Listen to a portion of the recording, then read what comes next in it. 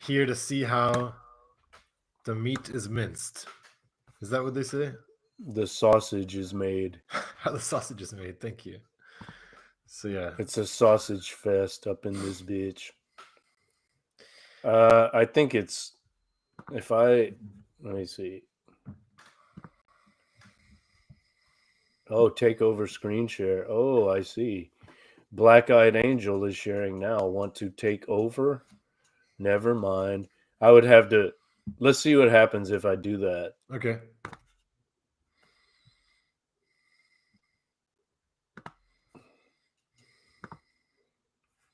It knocks you out. Black Oh, okay. Eyed Angel.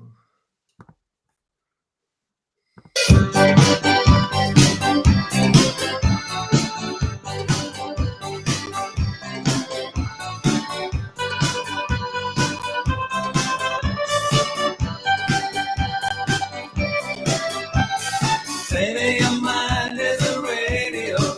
Got a receiver inside my head. This for all you tuning in live. You get to hear this shit. Through your wavelength, Get in the mood, people. what it says. I got that white horse up in this bitch. Oh, picking up something good. Hey, Radiohead. The sound of a brand new world.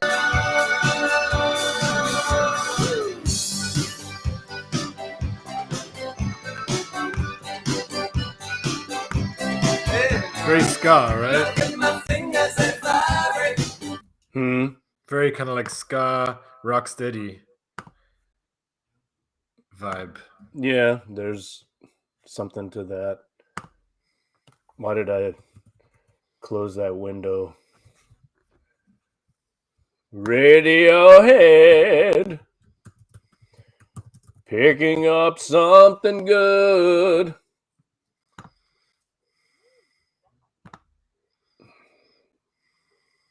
There are going to be all kinds of ads.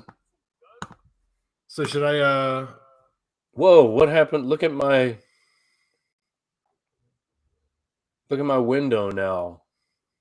So I'm still looking at my screen. So I see you, but that's it. I can try. Yeah. Okay. What do you mean? Look at your window. Well, I don't know what you're seeing, but like your window is huge and mine is tiny. Maybe I did something. I have to the opposite. layout. You're huge and I'm tiny. Oh, so it's supposed to be grid. There we go. I didn't change that. Okay, whatever. Yeah, there are those features Riverside. where like the person who's speaking gets the larger screen. Yeah, which is kinda cool I in know, some way. but I didn't select that, so it's like defaulting to something that. Yeah, see, there's speaker full screen, but I'm the one speaking, and you're on the full screen, so speaker split screen and then grid. It's better to just leave it as grid, I think. Yeah. Riverside's fucking up. You love hating on Riverside. It's well deserved. Okay, so I'm gonna go back to sharing. I think I'm not gonna mess with any screen sharing. So yeah, we'll just follow the slides, and I can put links in the show notes to tracks. Let's do it that way. So yeah, I mean, how hard is it? Everybody knows how to stream an album, you know? Like if you're born today.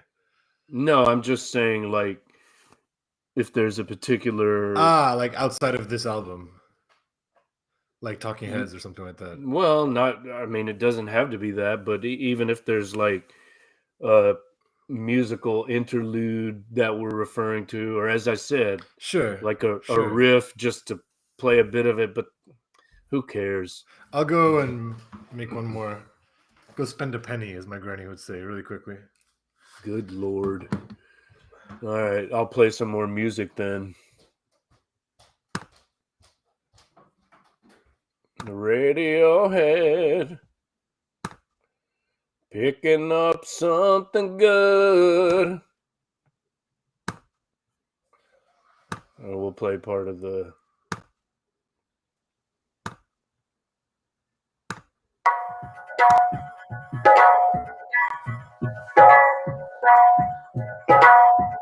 to get in the mood.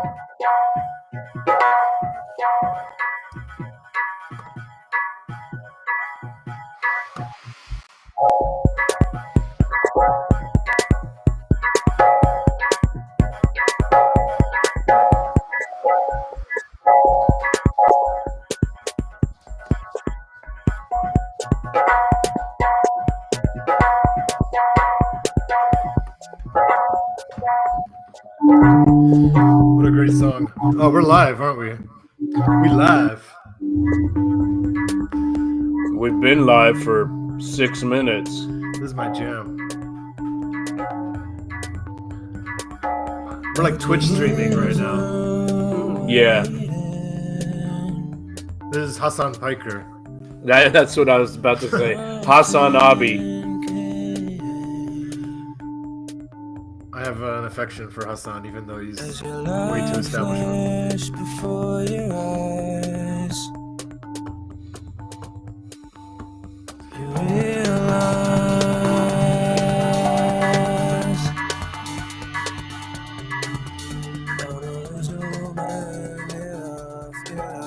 get off my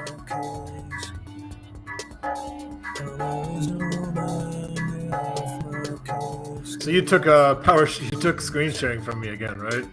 Huh? You took the screen sharing from me? Yeah. Okay. I booted you. Kid MW's prerogative.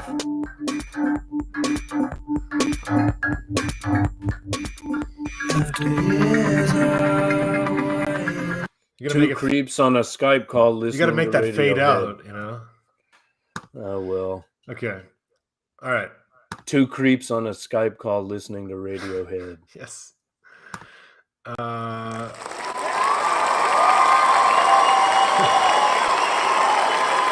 Okay, so I've got a little... yes, thank you. Please, sit down, please. I insist. Okay. And then it abruptly stops. Yeah, they're very obedient, this audience. All right, so I have a... Yeah, exactly.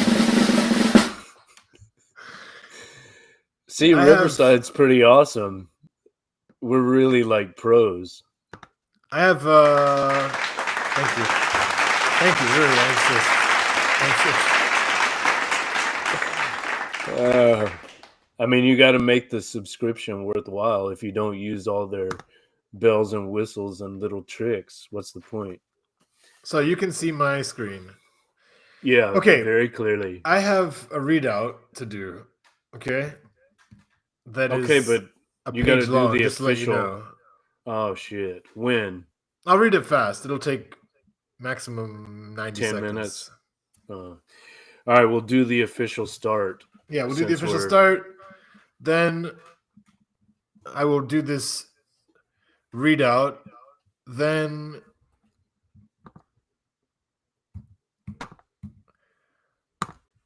we can go over this little timeline as much as we want. It's kind of interesting.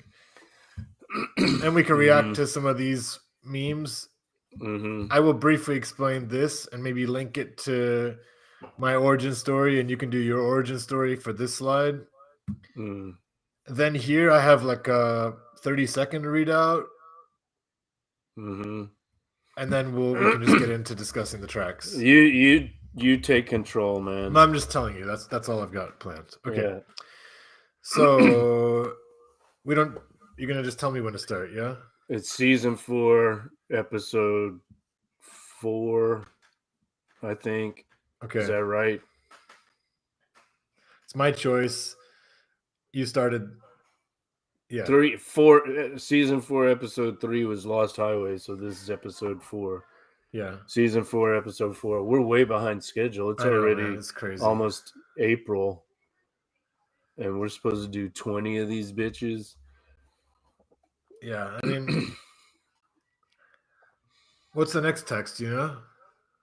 I think I'm going to pick Michael Parenti's lecture on the gangster state. How long is that? I don't know, an hour. Oof. What? It's a long... Oh, I just have to watch it or what? No, you just... I mean, it's on YouTube, but it's an audio recording of a lecture he gave. So we're going to give a lecture about a lecture? I don't know. We're going to react to Okay.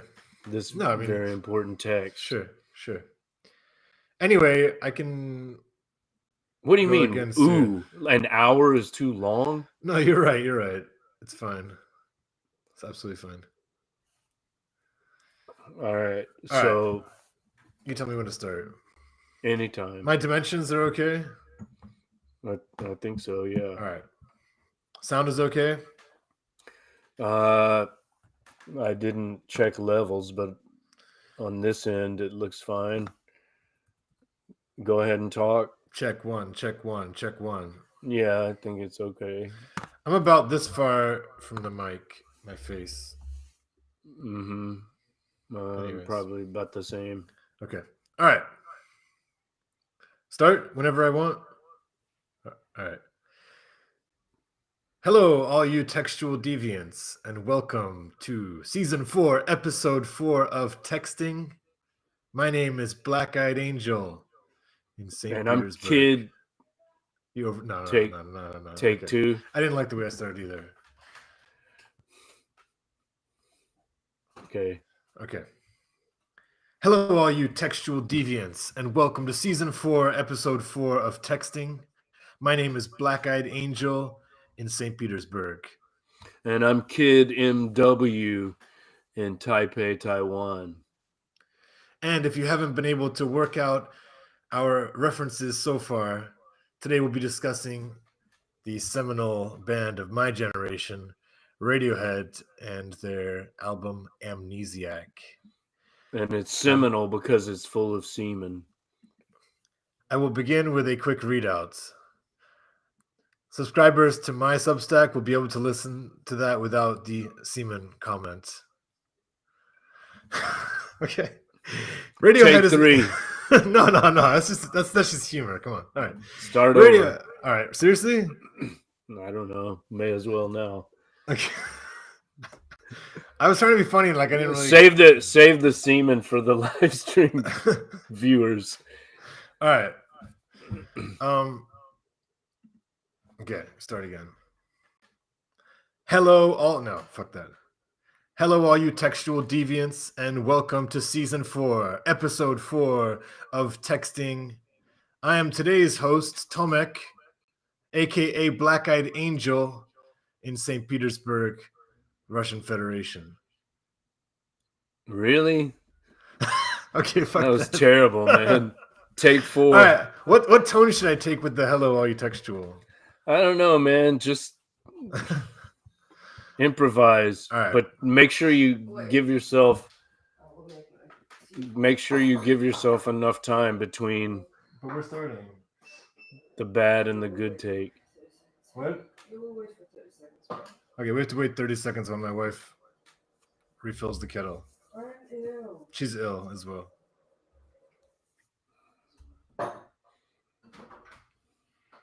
Do you want to come in front of the camera?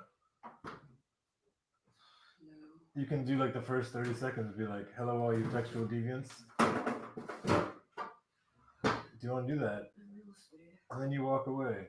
All right, well then can you go? Oh my God.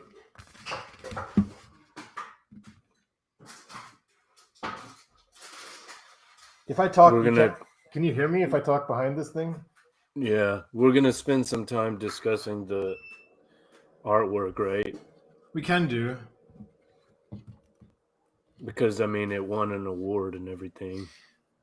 A particular version of it won an award, like the special deluxe pack or whatever. Okay, so that might be worth discussing. Yeah, because that album was packed like a sardine in a crushed tin box. yeah. Zai.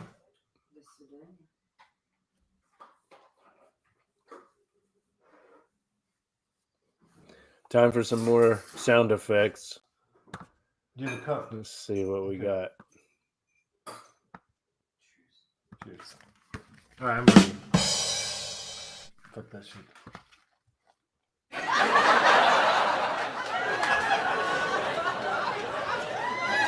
Can you see the album? Not your So move it arms in the over. way now.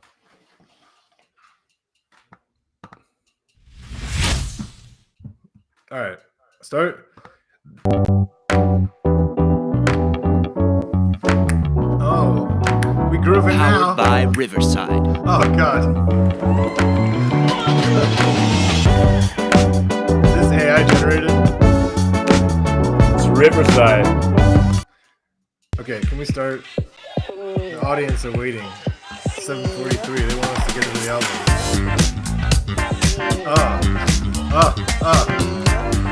Yep. All of this is free, man. Yep.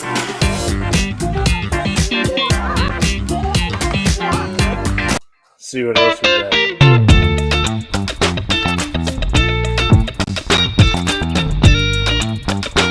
Can you send me a link to this live stream?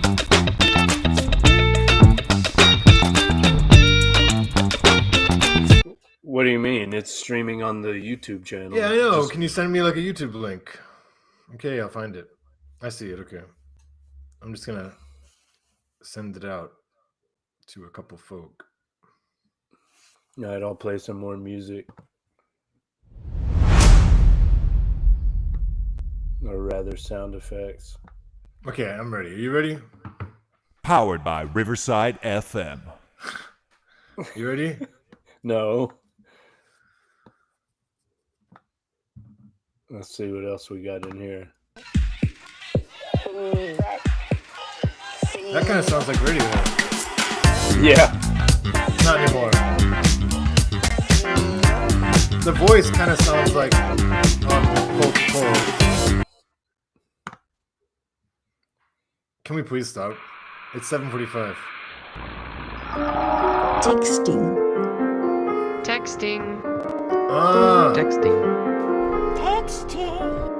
Texting. Okay. We could run Gotta- that. I mean, yeah. Gotta I get thought your I was the one money's worth. drinking. All right. Okay. We good? Yeah, just give yourself some space. Or just do a countdown. I'll give you a countdown. How All about right. that? 5, 4, 3. Hello, all you textual deviants, and welcome to season 4, episode 4 of Texting. My name is Black Eyed Angel in St. Petersburg. And I'm Kid MW in Taipei. And for those of you who picked up on our tangential references, today we will be discussing the seminal band of my generation, Radiohead, and a personal favorite album of mine, Amnesiac, chosen by my co-host, Kid MW. And it's seminal because it's full of semen. Thank you. We're going to start with a 90-second readout to inform you of the basic stats around the band, get you in that Radiohead state of mind. So here we go. Radiohead is an English rock band formed in Oxfordshire in 1985. The members of Radiohead met while attending Abingdon School, a private school for boys in Oxfordshire. The guitarist and singer Tom York and the bassist Colin Greenwood were in the same year. The guitarist Ed O'Brien was 1 year above, and the drummer Philip Selway was in the year above O'Brien. Colin's brother, the multi-instrumentalist Johnny Greenwood, was 3 years below Colin and York and the last to join. The lineup consists of Tom York, lead vocals, piano guitar, Johnny Greenwood, lead guitar, keyboards, orchestration, Ed O'Brien, guitar, backing vocals. Colin Greenwood, bass. Phil Selway, drums. At the helm, Tom York, vocalist, lyricist, and reluctant prophet of unease, whose voice oscillates between a wounded whisper and a banshee's wail. They released their debut album Pablo Honey in 1993, but it was 1995's The Bends that established their signature sound, atmospheric yet muscular alternative rock with emotionally raw lyrics. Their 1997 masterpiece, OK Computer, redefined what rock music could be, a conceptual work about technology and alienation that's regularly named one of the greatest albums ever made. With 2000's Kid A and 2001's Amnesiac, they underwent a radical reinvention, incorporating electronic elements, jazz influences, and experimental textures while maintaining their emotional core. Here we have an image, those of you watching the YouTube, of Abingdon School. And again, they formed circa 1985 when Black Eyed Angel was 3. Okay. Thank you. Thank you.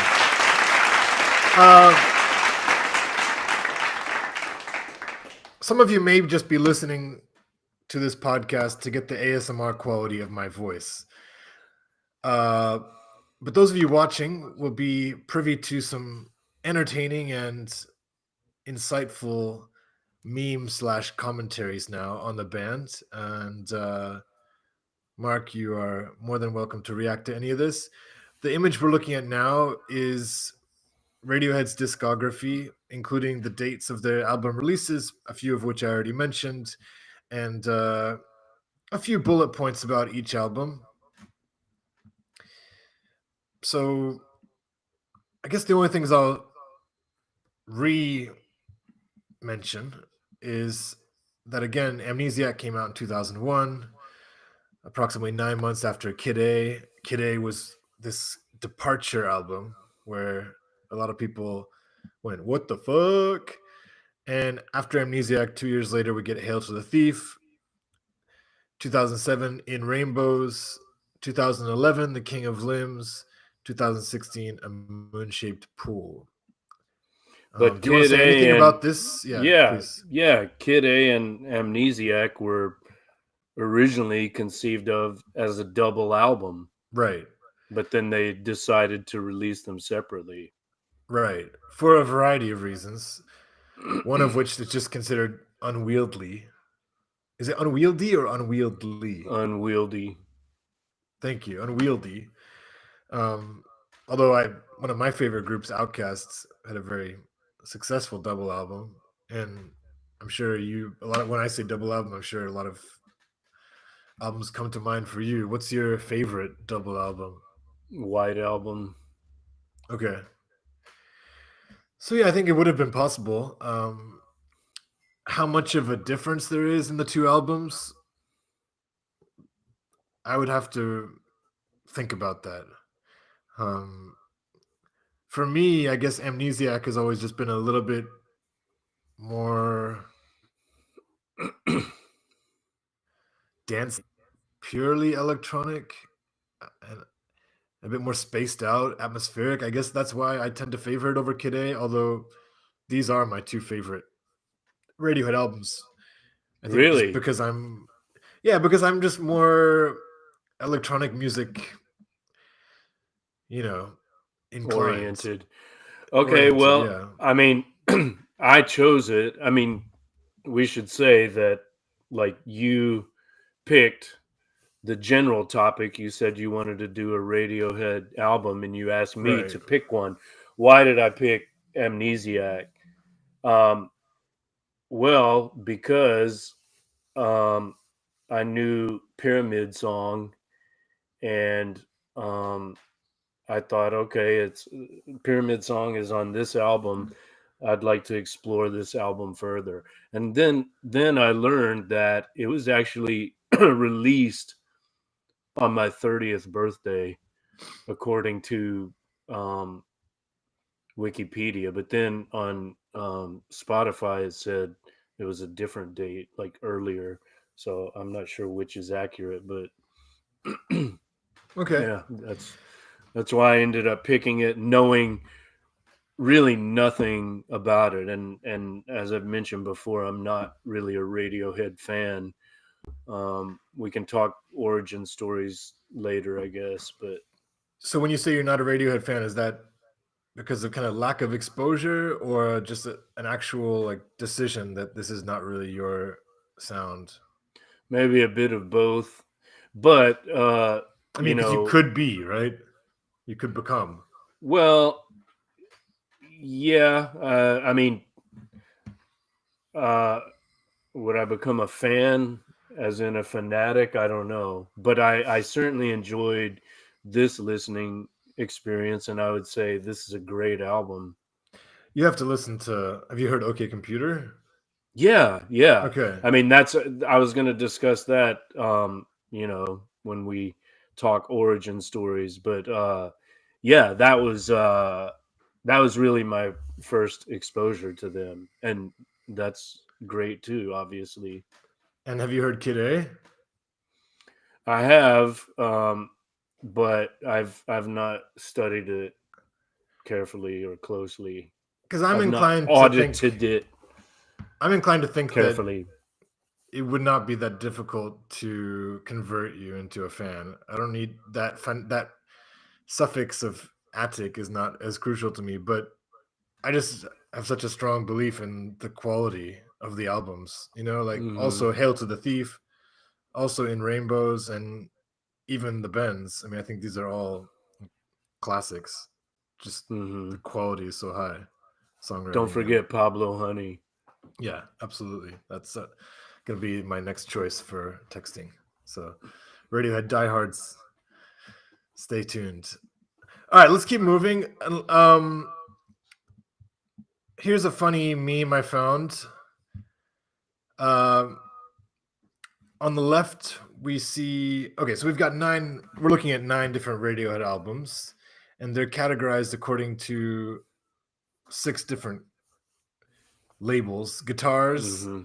in the middle, beep boop, meaning more of like an electronic sound, more Hmm. beeps, computers.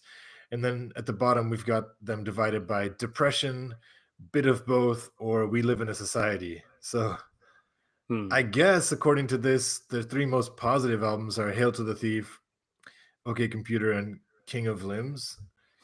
Um, personally, it seems like In Rainbows is a Most gentler positive album to me meaning than. least depressed.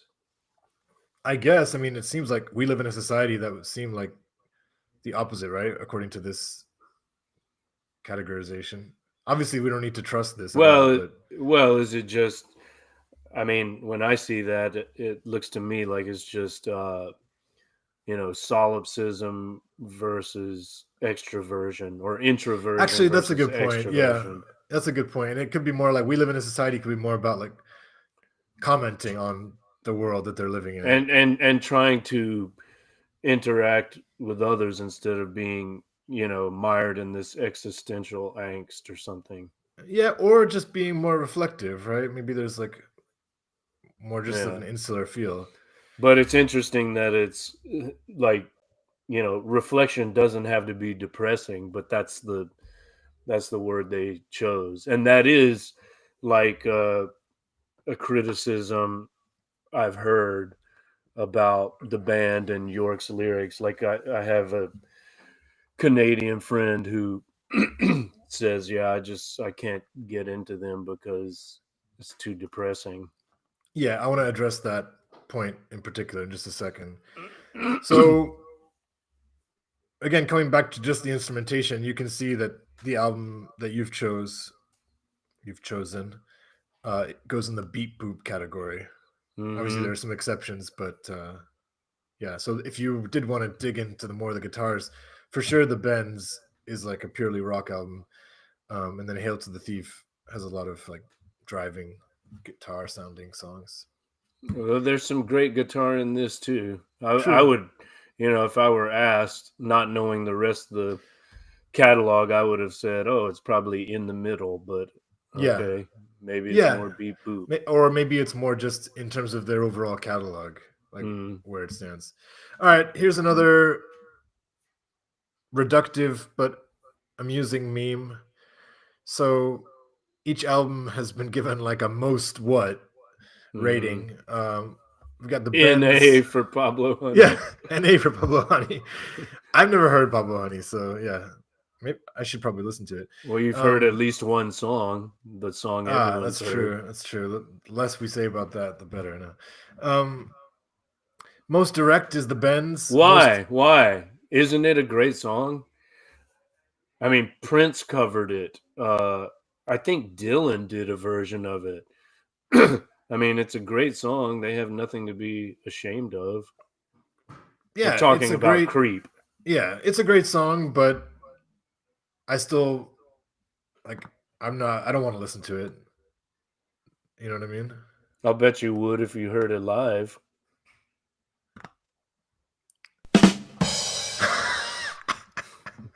I don't know. Like I know how Tom York has distanced himself from that song. It's frustrated him how the band kind of got attached to that song, and I think they've made a point of not playing it out much. Mm. It's a great song, but I also understand why they wouldn't want that song to be the song people think of when they think of Radiohead. Mm. You know what I'm saying?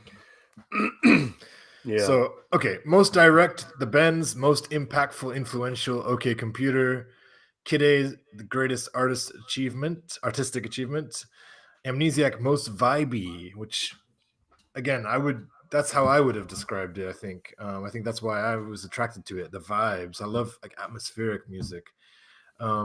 Most diverse, eclectic. It also says Hail to the Thief. eccentric.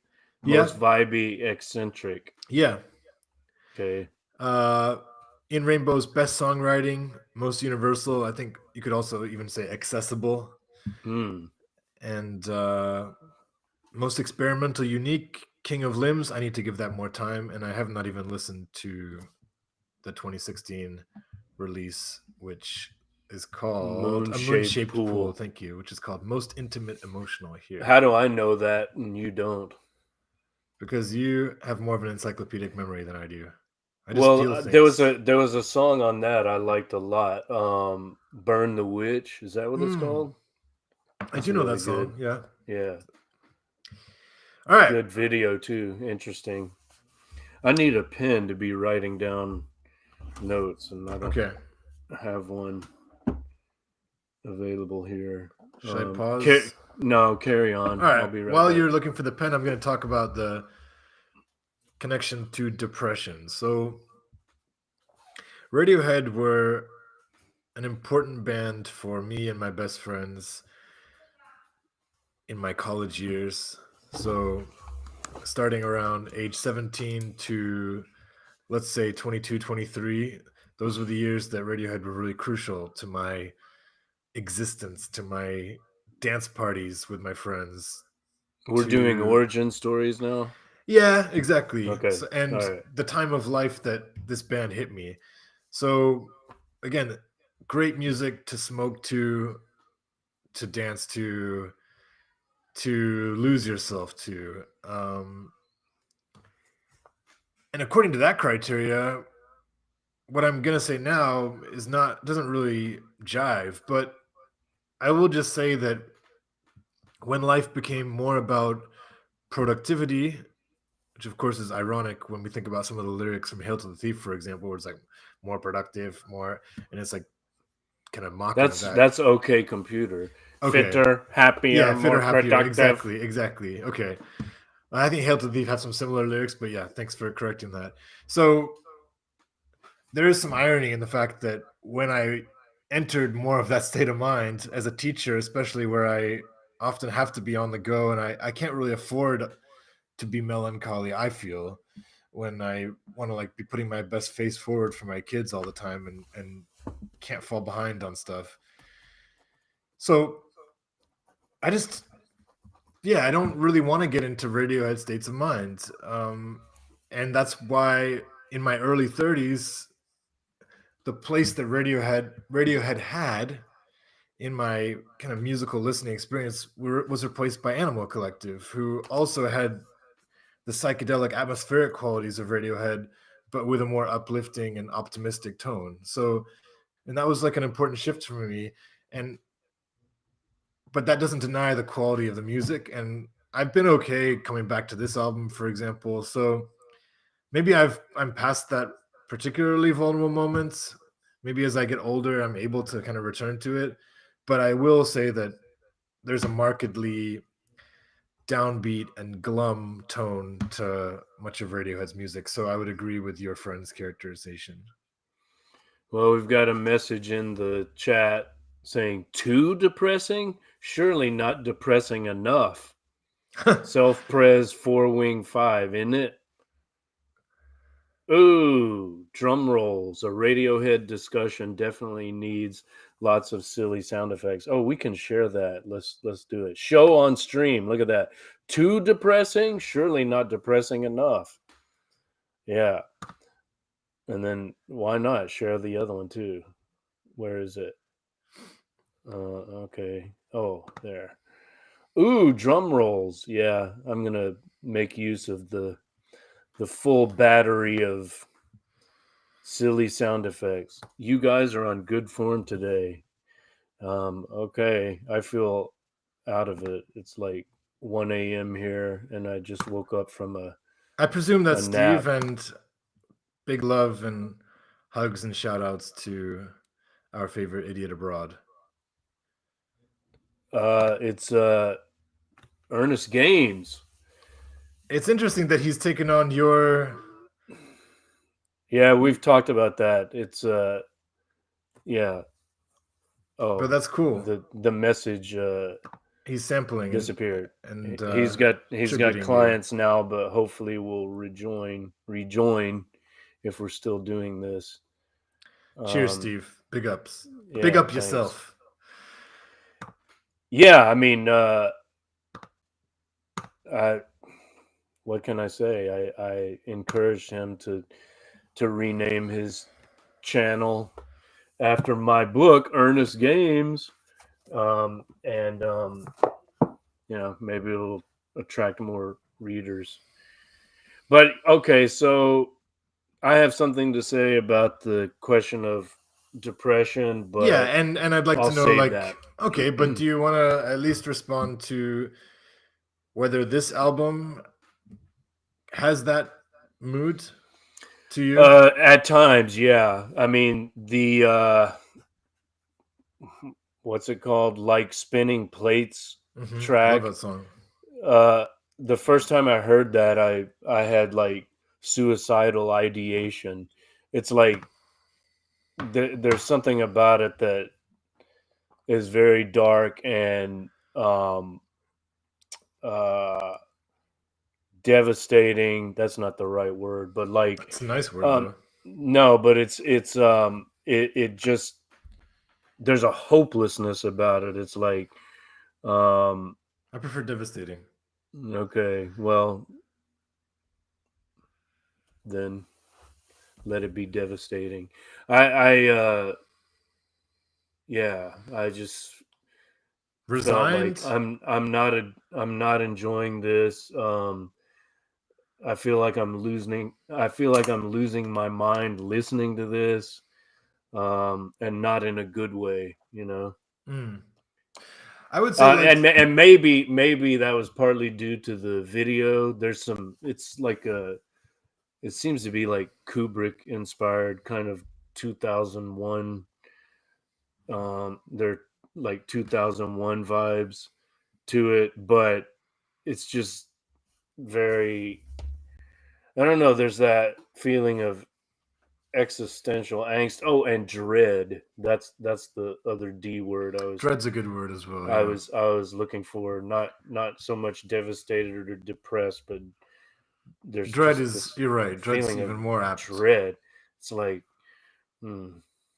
I would say that I just wanted to add the antidote for me to the depressing tone is the beauty. So it's like, you know, maybe in a similar way, the tragedy, or other great works of art, I mean, the beauty is hopeful in a way, right? I mean, if you live in a world that can write something sad but also has that beauty. No, I love. I mean, I love the darkness and I love tragedy.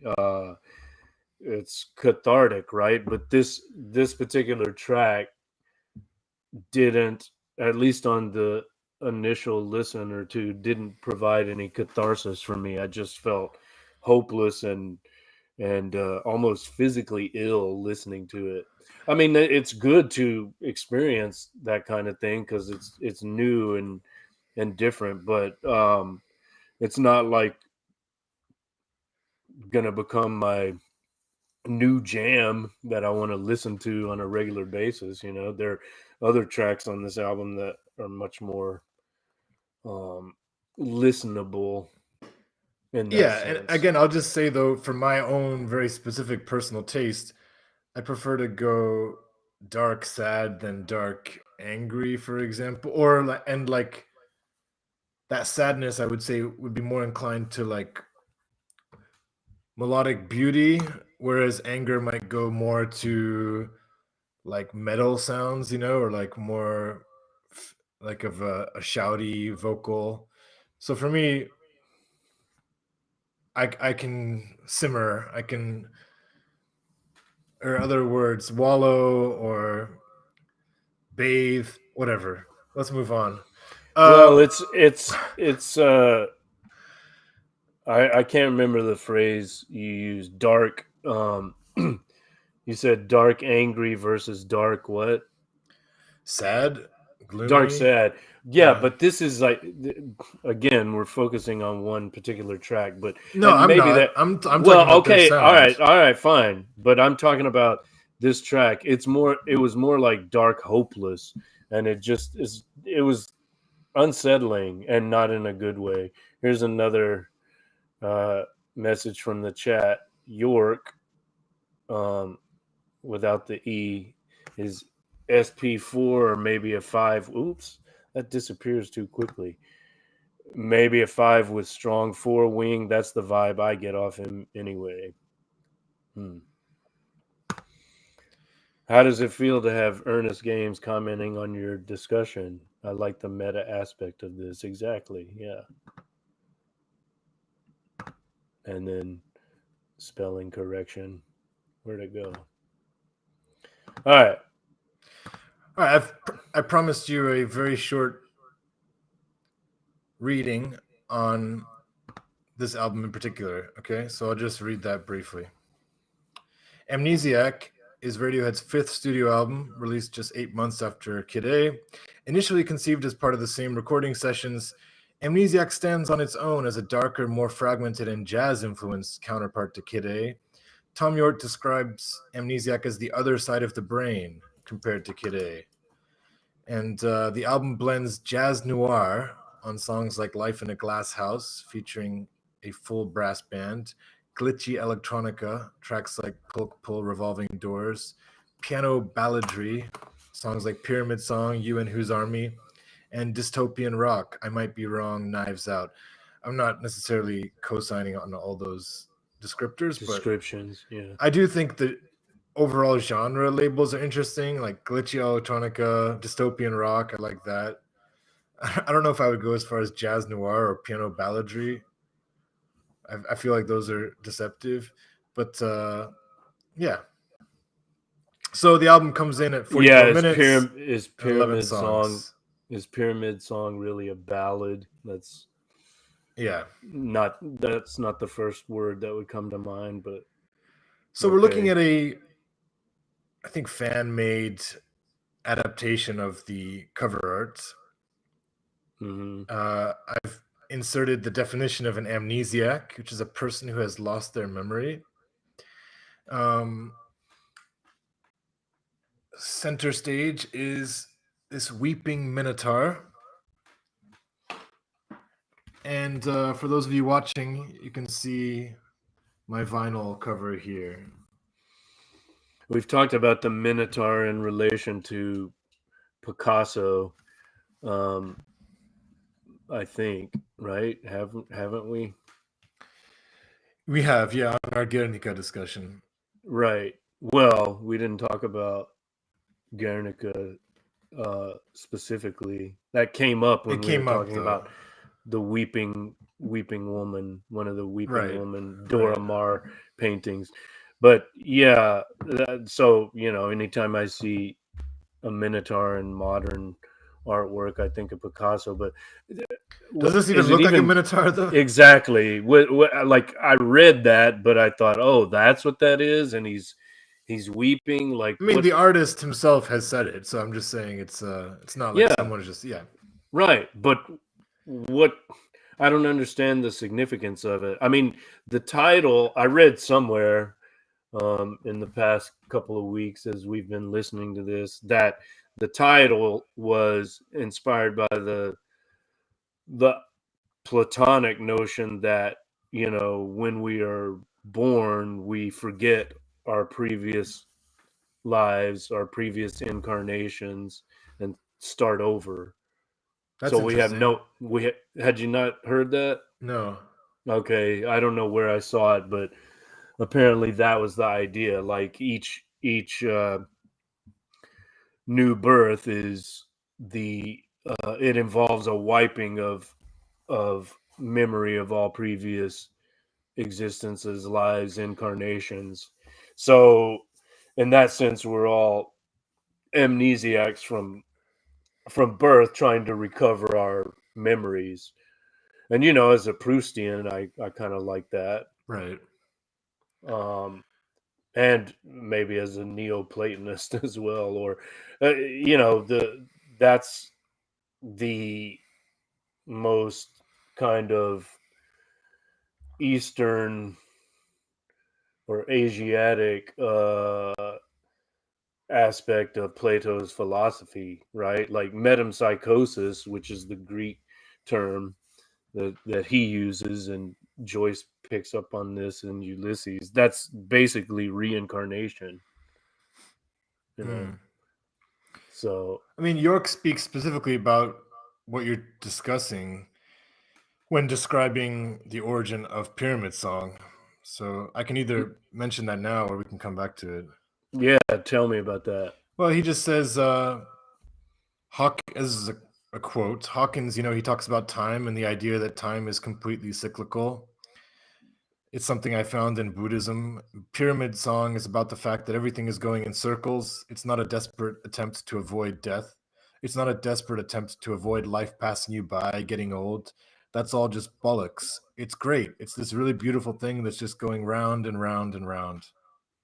Circular is a good word to include in a discussion of that song, because the composition is circular and trance inducing, and um I don't know how to describe it. It's quite a unique composition. In a way, it reminds me of a Neil Young composition from the 70s. And I know that, or I've heard that York was very much influenced by like After the Gold Rush and that period of Neil Young's discography. But I mean, it's like it probably began life as that kind of tune. He's just banging around on the piano and he's like, okay, I'm gonna do this Neil Young piano song, and then the band joins in and it becomes a Radiohead song. I mean, he says it took 5 minutes to write, which is pretty crazy. And it's the most popular track on the album. I mean, according to Well, it's YouTube listens. yeah, that's that circular repetitive quality, right? Like we always end where we began, and then it's kind of a loop. It's looping, right? Uh But let's come back to this discussion of Pyramid Song. sure. Maybe we can just focus a little bit on, again, so this Minotaur, well, the Minotaur was trapped in a labyrinth, right? Sorry to Yeah. sound dumb, but yeah, and I think that Radiohead have a lot to say about our, alienated and fractured modern existence. So, there's images there of the World Wide Web and the different sectioning off that happens. So the Minotaur maybe is trapped and represents us, right? I mean, that's a fairly crude and straightforward reading, but that seems Well, the Minotaur is logical. also a kind of hybrid creature, almost a cyborg, right? Not completely human, part man, part bull, right? So we are all, in a way, paranoid androids, right? Not fully human, maybe also bestial, but in the modern age, we're also like maybe the bestial part is like this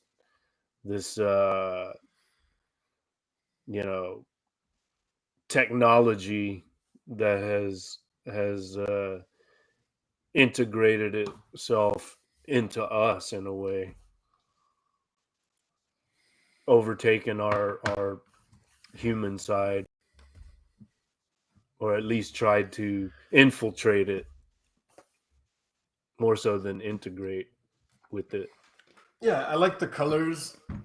We can see a pretty consistent color scheme here with Kid A. So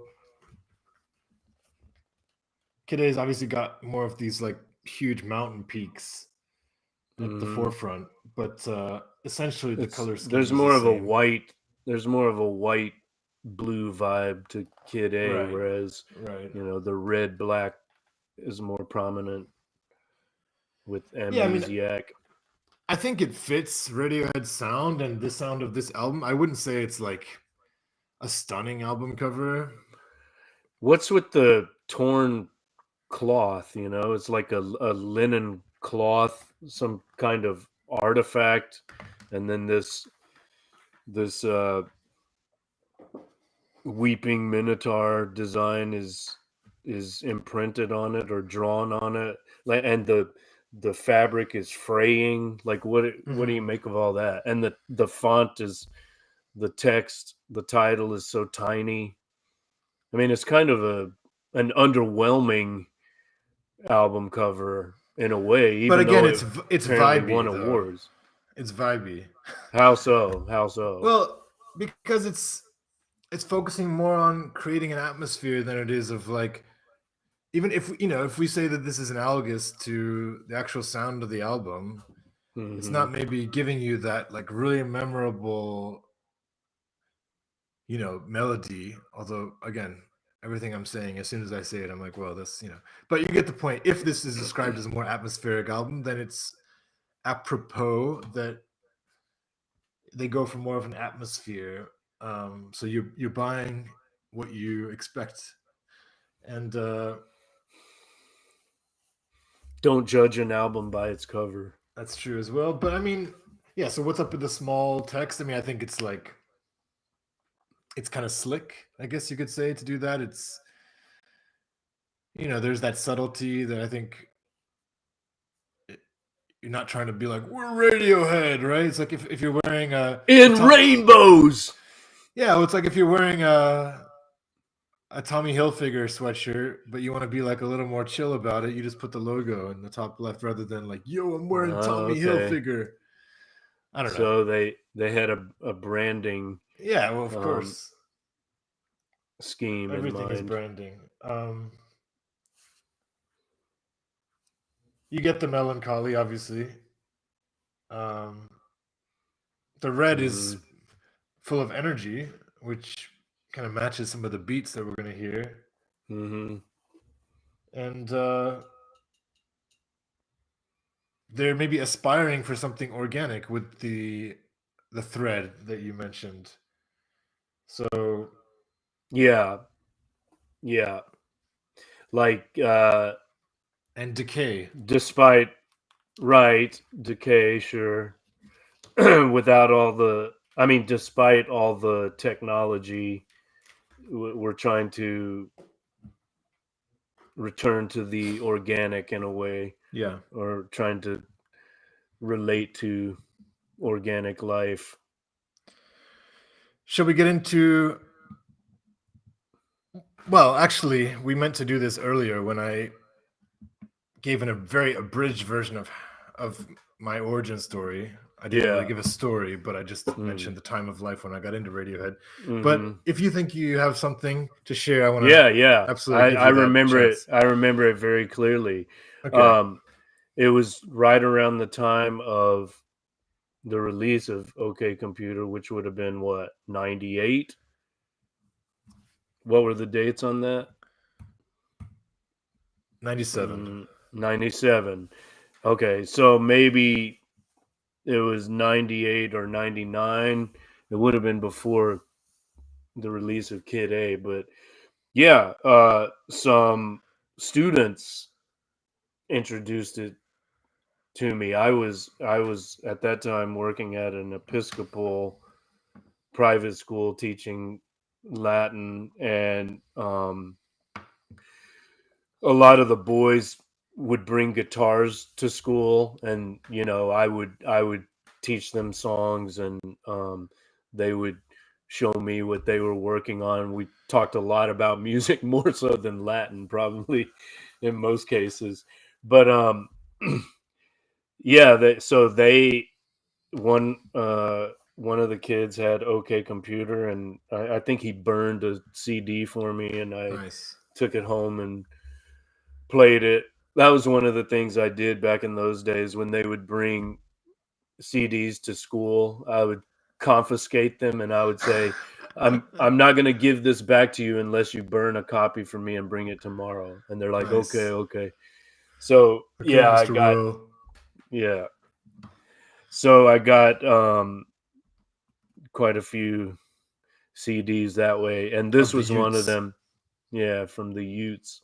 This was one of them, and yeah, of I just course. want to shout out my former student Alec. The chances of him listening to this are one in a million, but yeah, it was due to him that I got into Kendrick Lamar. So I also have a student. If you're out there, yeah, Paranoid Android. I mean, that's like the Stairway to Heaven of the '90s. That's right. I mean, it's an undeniable epic masterpiece. With an iconic music video as well, right? Which one? That animated one? Yeah, exactly. Okay. And very long, and Yeah. it got a lot of airplay on MTV. Okay. So that, I was impressed with that, and I still remember Fitter, Happier, More Productive. I thought that was Fitter, happier, more productive. yeah. I thought, Which very okay, much fits with that whole train spotting aesthetic as well, right? Does it? Yeah, you know that train spotting poster where it's like choose life, choose a career. Oh, okay. So it's yeah. I guess I'm just saying it's if we look at train spotting being 1996, this is like a moment in pop culture, I would say. And these two train spotting was huge. So yeah. Well, I don't know. I felt more of a glitchy. We used the word glitchy earlier, but glitchy dystopian vibe, which conceptually and lyrically, I was quite impressed with, and I think I've been influenced by it. Even like some of their titles, like 2+2=5, and Hail to the Thief. Hail to the Thief. I've used some of these phrases in like music videos, just like as cut up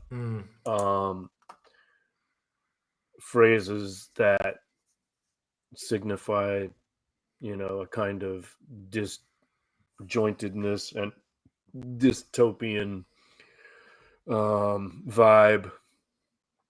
We've used the word vibe quite a bit too. Yeah, so that's where it started for me, and then as a peace offering during our Russia trip, which became rather shambolic towards the end. You gave me like a Radiohead CD, which included.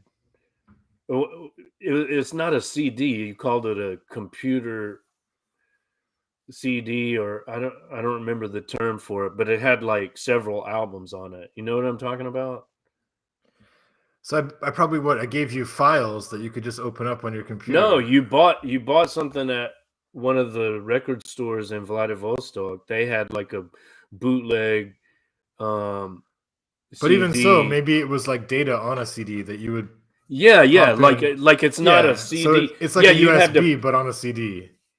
But there was a term for it. Like I was like, wait, how do I play this? You're like, it's a computer CD, dumbass, or whatever. I would never use that term in my life, but yeah. What's that? It's a computer CD. No, I don't know. It's maybe data, just like burn data or something. I don't know what term, but anyway. Or was it a DVD CD? I don't know. Anyway. Okay. There's got to be a term for that, and we're fucking idiots to not know it. You know, but it's a computer CD. Okay, computer. But you know, just without getting too melancholy, like the fact that music is so accessible. Thank you. It's profound. I agree. But the fact that music is so accessible now, definitely you lose something. You know, the fact that it's not something that we share and that we acquire through some effort. Of course. Yeah, that's the whole problem with streaming culture. And you know, I think we were still okay when the CD was the primary medium, even though people complained about you know, burning audio quality, the loss of quality, you know, from cassette to CD, and from what do you mean? That was an improvement. LP to cassette. Not according to some people. They preferred like the analog sound to the cassette better than CD. Some people. Fair enough. Some people, no, I mean fair enough. I wouldn't say like digitally. No, because it's but it's more compressed, so you're losing some of the warmth and you know, analog qualities of tape. Like some people. I fuck with some tapes. People, some people definitely prefer that. But now with the with the streaming, and like you don't have to go to a store and look at various items and make a choice and purchase it. No, you just go to Spotify and push a button, you know. It cheapens it. It. And I would argue even something like Napster that required a minute bit of effort, right? You still had to choose the band or the artist that you wanted to listen to. You still, you know, there was still an intentionality that no longer exists. But again, I don't think it's still good that people can access music, in my opinion. It's still like all things considered. It's not good. I'm for. It's not good for the people. It's not good for making the music. So it's not good for the artists, but they can make money other ways. I mean, that sounds really cynical, and I don't really endorse what I'm saying, but you know, they can still play concerts. Anyway, but those of us who are studio bands or studio artists, studio gangsters, pretty grim. All right, should we move on? Yeah. Yes, we should. All right, so listener, the rest of my slides are going to be covering each track individually. There's no guarantee of how productive our subsequent conversation will be or how insightful. We will do our best. We are known to have stamina issues around the 90-minute mark. But regardless, we'll see how it goes. I'm sure Mark will have some interesting things to say. And we're not going to include music clips, but if you're inclined, I'll announce the track. You can give it a listen and then listen to what we say about it. That might be a fun way for you to engage with the pod if you have the time to listen Yeah, simultaneously. just go push that button.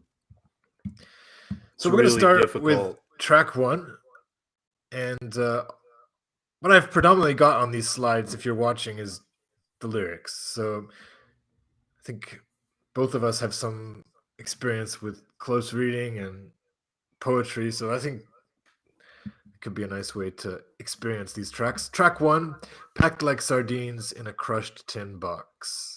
And obviously, we have to ask, why the idiosyncratic spelling?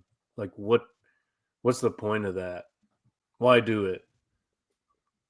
Is it Okay, well, necessary? one thing that just came to mind for me is, like, think about it. If you're packed like a sardine in a crushed tin box, you don't even have space for vowels. You know what I mean? Like, you gotta pack in the sounds. I just thought of that too as soon as I asked it, but it's kind of Especially I when you don't look at know. this image, right? Right. I love this line. I think I don't know if has it been used. Is that something like from pop culture? Because I feel like I always think of this now, like, and I don't know if I should credit Radiohead or something that What? this idea of like packed like sardines. Is that an expression that already Oh no. existed? Yeah, That's yeah. old school, right? Okay. Yeah. Well, if Crushed Radiohead is definitely crushed tin box, that part might be their innovation. okay. I mean, I remember hearing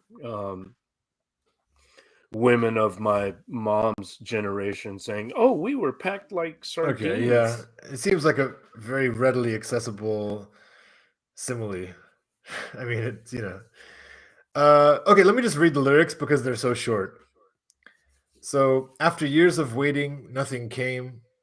As your life flashed before your eyes, you realize, I'm a reasonable man. Get off my case. Hmm. Okay, what do you want to say? Either about you can say Well, anything. that's a great line to use in many situations. Absolutely I'm a crucial line. reasonable man. Get off my case. It could be the line of the album for me, by the way. But yeah, we're reasonable men. Get off our cases. And it's just such a sentiment that so many people feel, That whether should be justifiably or not. that should be the name of the episode. I need to back up though. Sure. A very important part of the origin story. So we're all over the That's place, okay. but I don't give a shit. Fuck it. Yeah. So yeah, those kids that introduced me to OK Computer, they're like, "Oh, check this out. It's a Oh, band Mr. called Will, do you smoke pot? Sorry, no. yeah. It's a band called Radiohead." I'm like, "Radiohead? You mean like the Talking Heads song?" They're like, "Huh? What?" And I'm like, Right. "Yeah, Radiohead."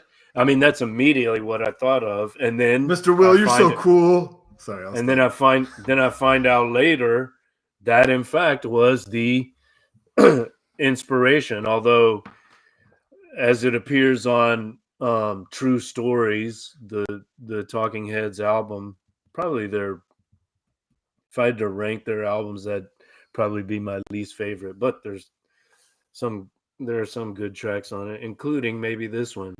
But as it appears on there, it's Radio Space Head. But then the British boys combined it into one word. So Speaking of reducing word length, right? mhm. I'm not sure what happened just there. Do you know? Okay, there we go. No problem. A glitch, man. Yeah. So, What about the music of this? love the It music. Love begins it. with that metallic. I mean, here's the Beat. beep boop Yeah, aspect exactly. of it. Exactly. It starts with this, and when I first heard this, I'm like, "What the fuck is this?" But after several listens, I really got into the groove of it, and it is a great track. I do like it very much. There's that electronica. Yeah, it's dancey. Yeah, there's the keyboard loop or whatever, and the vocal line is pretty good too. Yeah, and they're taking no time to kind of make the statement that this is not going to be a guitar rock album. Like, we're going to do what we want. Here's the sound. So, lots of cool. I listened today on my headphones, and lots of like cool panning effects, different Yeah. glitches coming on my left ear, my right ear. Right. You've got kind of kettle drum, sound along with the beat. So you've got this mix of a cleaner electronic sound with something that you know is kind of being performed. Mm-hmm. York's vocals are mostly distorted, and there's some auto tune elements as well.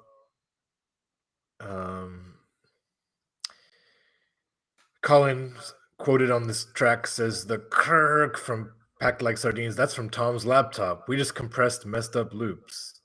So, but yeah, get off my case, you know. It's Yeah. I guess that's a statement for the worker, right? In For many the cases. worker. Yeah. For the proletariat. Yeah, for the proles. Well, it can be for anyone, you know. Maybe it's the opening salvo of this album. Like you said, this is how it's going to be. You don't like it, fuck off. Yeah. Get off my case. This is what we're doing now. So that's admirable. It's kind of like a throwing down of the gauntlet, you know. It's like, this is where we are now. And then you Beep, got the kind of you kind of got that existential Samuel Beckett shout out to guitar and pen. After years of waiting, nothing came. You know, you got the waiting for Godot vibe there. That is very Beckettian, yeah. Yeah.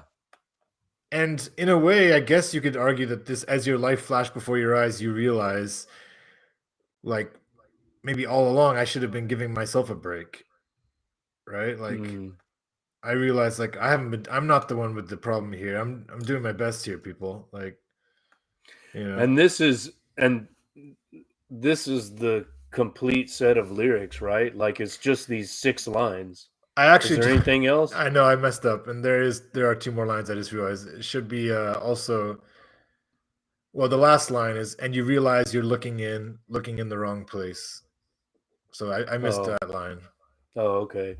Well, either way, it's clear that in terms of lyrics, York is using the cut up method that, you know, most famously Bowie used, and of course he got it from Burroughs, right? But I guess he was the one who first callbacks to used every it. previous texting episode. Yeah, he's the one who and guitar and pen. Just wait, I'll probably mention sound and vision here pretty soon. But you know, Bowie's the one who probably first introduced that to popular music. But it's clear he's using that. He's just cutting up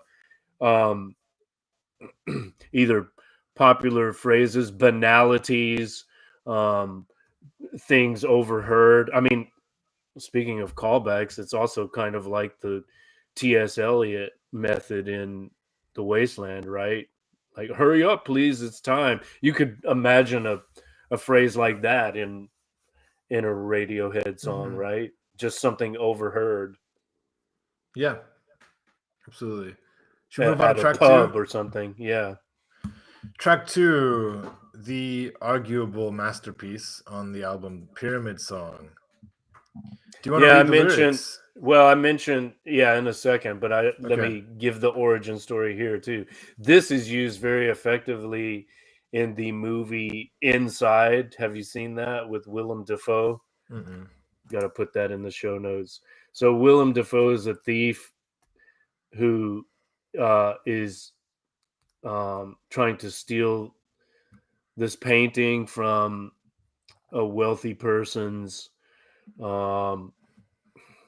not flat, but I mean, it is a flat, but it's like a huge, high ceilinged, very pricey and expensive apartment, and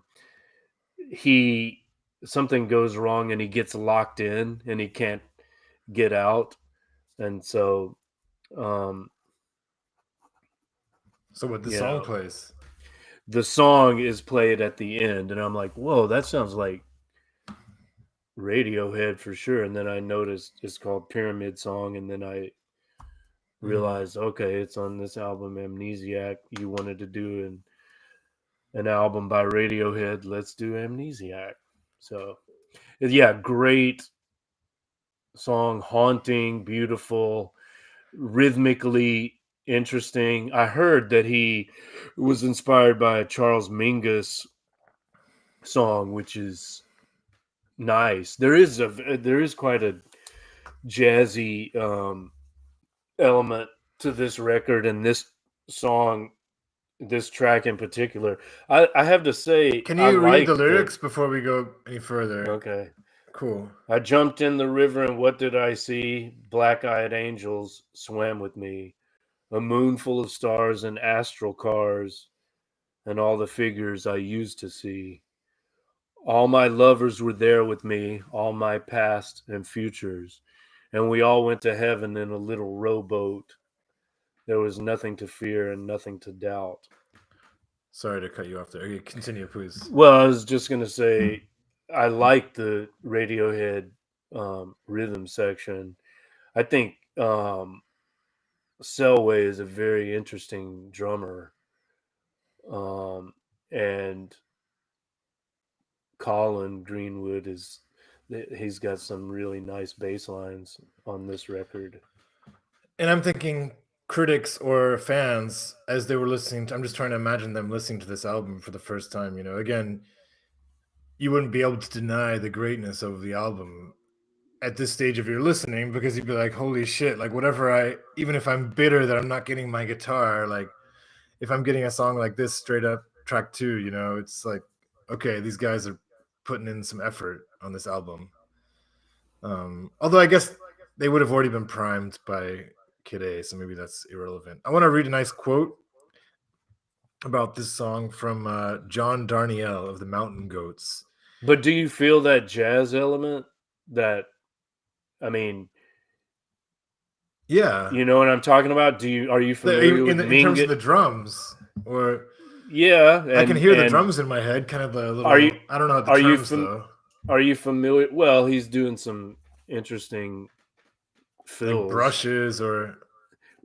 I don't think he's using brushes on this, Okay. but there's some interesting fills, you know, similar to what you might hear on a Mingus Right, album. fills is a good word. Yeah. Are you yeah, fills. I don't get that, but okay. What's the Phil Selway? Ah, my bad. Okay. Okay. PHIL''S. I'm one of those sucker fans who FILLS. just gets focused on the lead singer, you know. Yeah. The pinup with his weird eyes. Exactly. Or I think that's called anoscoria. Bowie had that too. So do I, in fact. But anyway, I mean, are you familiar with Mingus? Like, have you listened to much Mingus? As I like to say, I'm aware of him in the cultural landscape. I really am. Like I don't think I have an album by him. I actually may have one album, but yeah, I know he's a. Yeah, I have. Mingus I may have this Black Saint and the Sinner Lady. Oh yeah.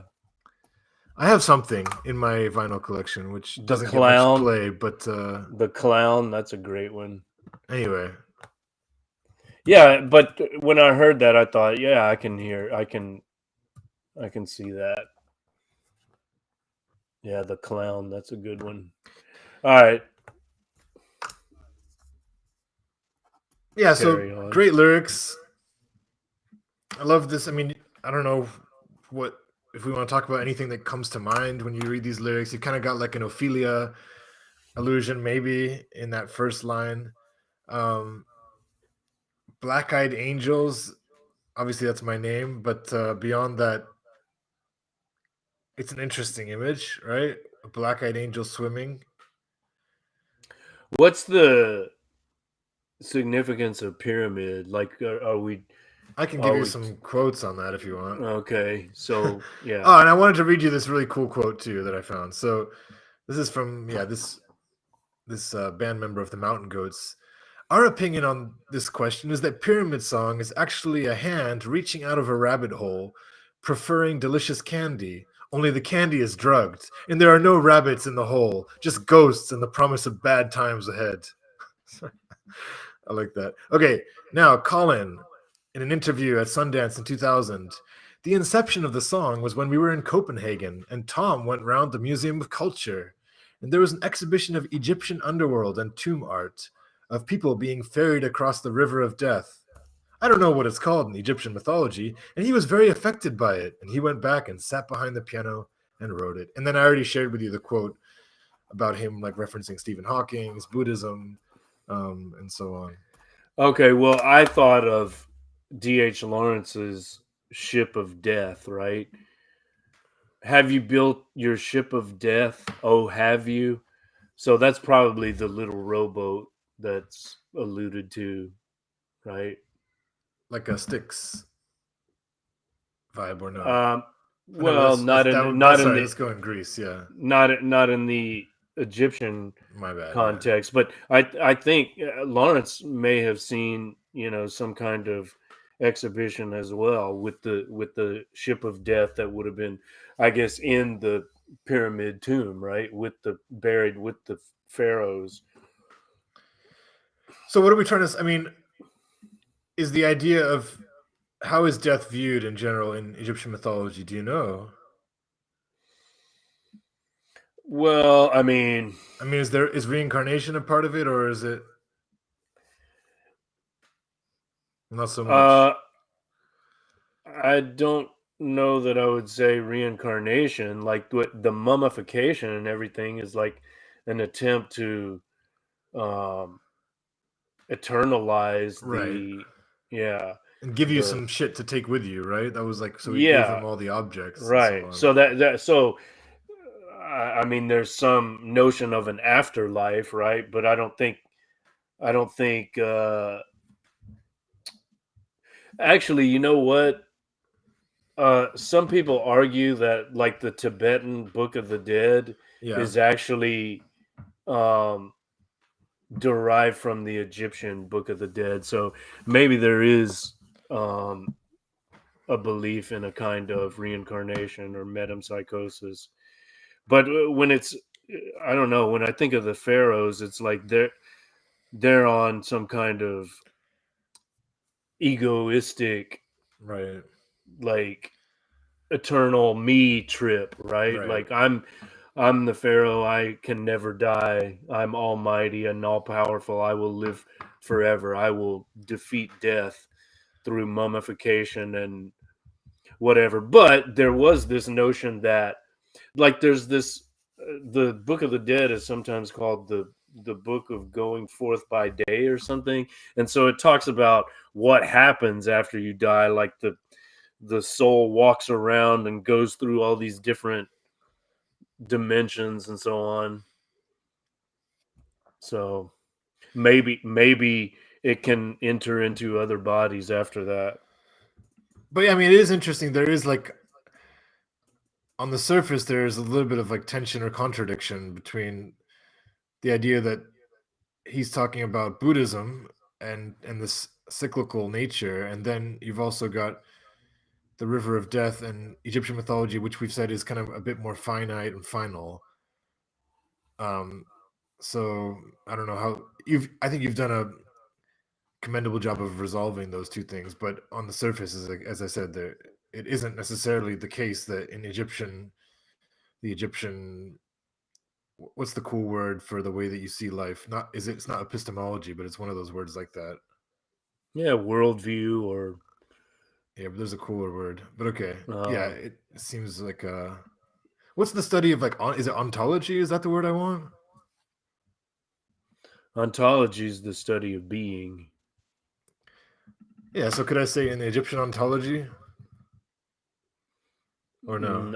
I wouldn't. I think epistemology works better there, but that's the way they understand things, the Okay, way in the they Egyptian see things. epistemology, because I know you're going to edit all this out, so this is just the first. All I'm going to get is you're going to hear me saying, in the Egyptian epistemology. Yeah, I mean, AI is gonna chop the shit out of this. All right, so let's look at the imagery because I think it's very beautiful imagery. And this line, "a moon full of stars," it's strange, right? It's intentionally strange, right? You'd think a sky full of stars, Makes a me think moon of full of stars. makes me think of a moon-shaped pool like that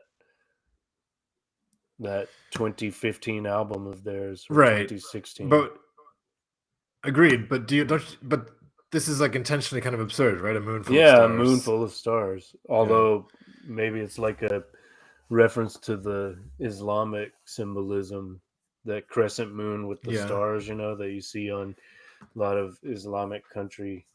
The Happy flags of Ramadan Islamic to all of our Islamic listeners. countries. Ramadan Is it finishing on Ramadan now? Sunday. Yeah, Oh, bro, it's really? finishing on Sunday. Okay. My Are boy you Hussein, fasting? I'm slowing with age. Oh, yeah, there you go. But no, my buddy Hussein is just finishing his trip to Mecca. I've seen some interesting pictures. Oh, wow. Yeah. Well, okay, so And astral cars, what's that all about? Like satellite dishes, maybe? I mean, I just thought of it as like star vehicles, like vehicles that take you to the stars. Spaceships, it could be, right? They carry you to the stars, maybe. So that, I don't know. It's a so it's an Elon Musk tribute. Yeah, there you go. You can't. I don't think we should overanalyze these cut up lyrics. It's not overanalyzing. It's just I'm just curious how you take the image. No, I understand, but it's just kind of a random collision of words and You're phrases, trying to say it's right? one of those like John Lennon things where he's like, I just say words and like don't try to. Right? What is the John Lennon quote about lyrics? It's like he's got kind of inane quote. He said, no, he was asked what his songs mean, and he said, "Oh, I was taking a shit this morning, and I thought about this, and I wrote a song." There's some other quote though. It's like about the way that his lyrics. Lennon lyrics quote. I'm gonna be annoying now, but yeah. Okay, whatever. I was just gonna say. I don't think. Conceptually, I'm not sure how it all ties together. The Egyptian, pyramid is clearly, there's no doubt that we're talking about something Egyptian there. Although I guess it could be a Mesoamerican pyramid, but anyway, they're basically saying it's an allusion to something Egyptian because that was the inspiration based on what he saw in the museum. But how does that relate to Buddhism and, metempsychosis and so on? I don't know. I think that connection is kind of I agree, but that's why I just kind of want to look at the words and we can analyze poem closely. Why not analyze these words? I know, but well, we can. You can do anything, but thank you. I just think that with these cut up lyrics, sometimes it's more about the I'm not so into that cut up theory, man. Like, okay, so you think this is poetry? Yeah, that's pure what I'm and trying simple. To say. Yeah, I'd like to think so. All and right, even if it was cut up, it's still the point of cut up is not to like reduce its weight, or it's like the holiness of the word. No, I'm saying you can't. It's not like, okay, this type of songwriting, it's not like Dylan-esque songwriting where, you can just read the lyrics on the page as though it were poetry. I disagree. I think from this song from a has book, but with this, it's cohesion. With this, you need the music more so. You need. I disagree. Okay. Or regardless, I think that the lyrics are of this particular song. You're in the river, you're swimming with these angels, you get in and then you go up and you see the stars. And then of the past, all the figures I used to see. So in this like death state, all the lovers are there, all the past and future, everything's coming together, and we all of us together, all the exes. That's the main emphasis. Went to heaven in a little rowboat, and there was nothing to fear and nothing to doubt. So all this dread and anxiety that we're experiencing as we go through life with death trepidation, it's like trying to calm us down, you know? It's dreadful. So I don't know. All right, move on. Thank you. Track 3. At some point, I want to use the phrase "just to put a button on that." I'm waiting for the right moment. Have you heard that? People have been using that in interviews and podcasts recently. No, it sounds horrible. Like no, corporate doublespeak. it's like Is it like a meme. No. People are like discussing like taking the piss. No. People are discussing a particular topic, and then when they want to wrap things up, it's like just to put a button on that. Yeah, but it's silly, isn't it? I don't know. It's kind of like people who say, "Well, let me unpack that for you." It's just in the air, you know. People are using this phrase, and then it gets adopted by idiots like us. I think of a line from The Office where he's like, "That sounds like corporate speak, David. You hate that." Yeah. Okay. All right. I think it's time for another sound effect. Which one you want? Relief.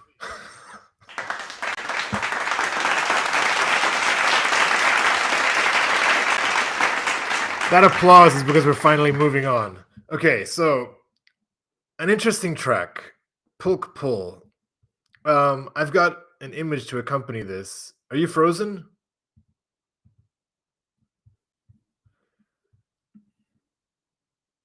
You are frozen on my stream.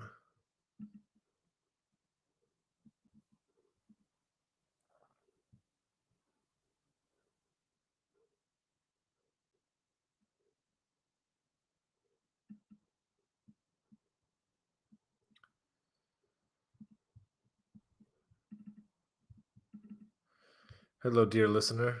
It's just me now. We're live streaming right now. You already know what it is. You already know what it is.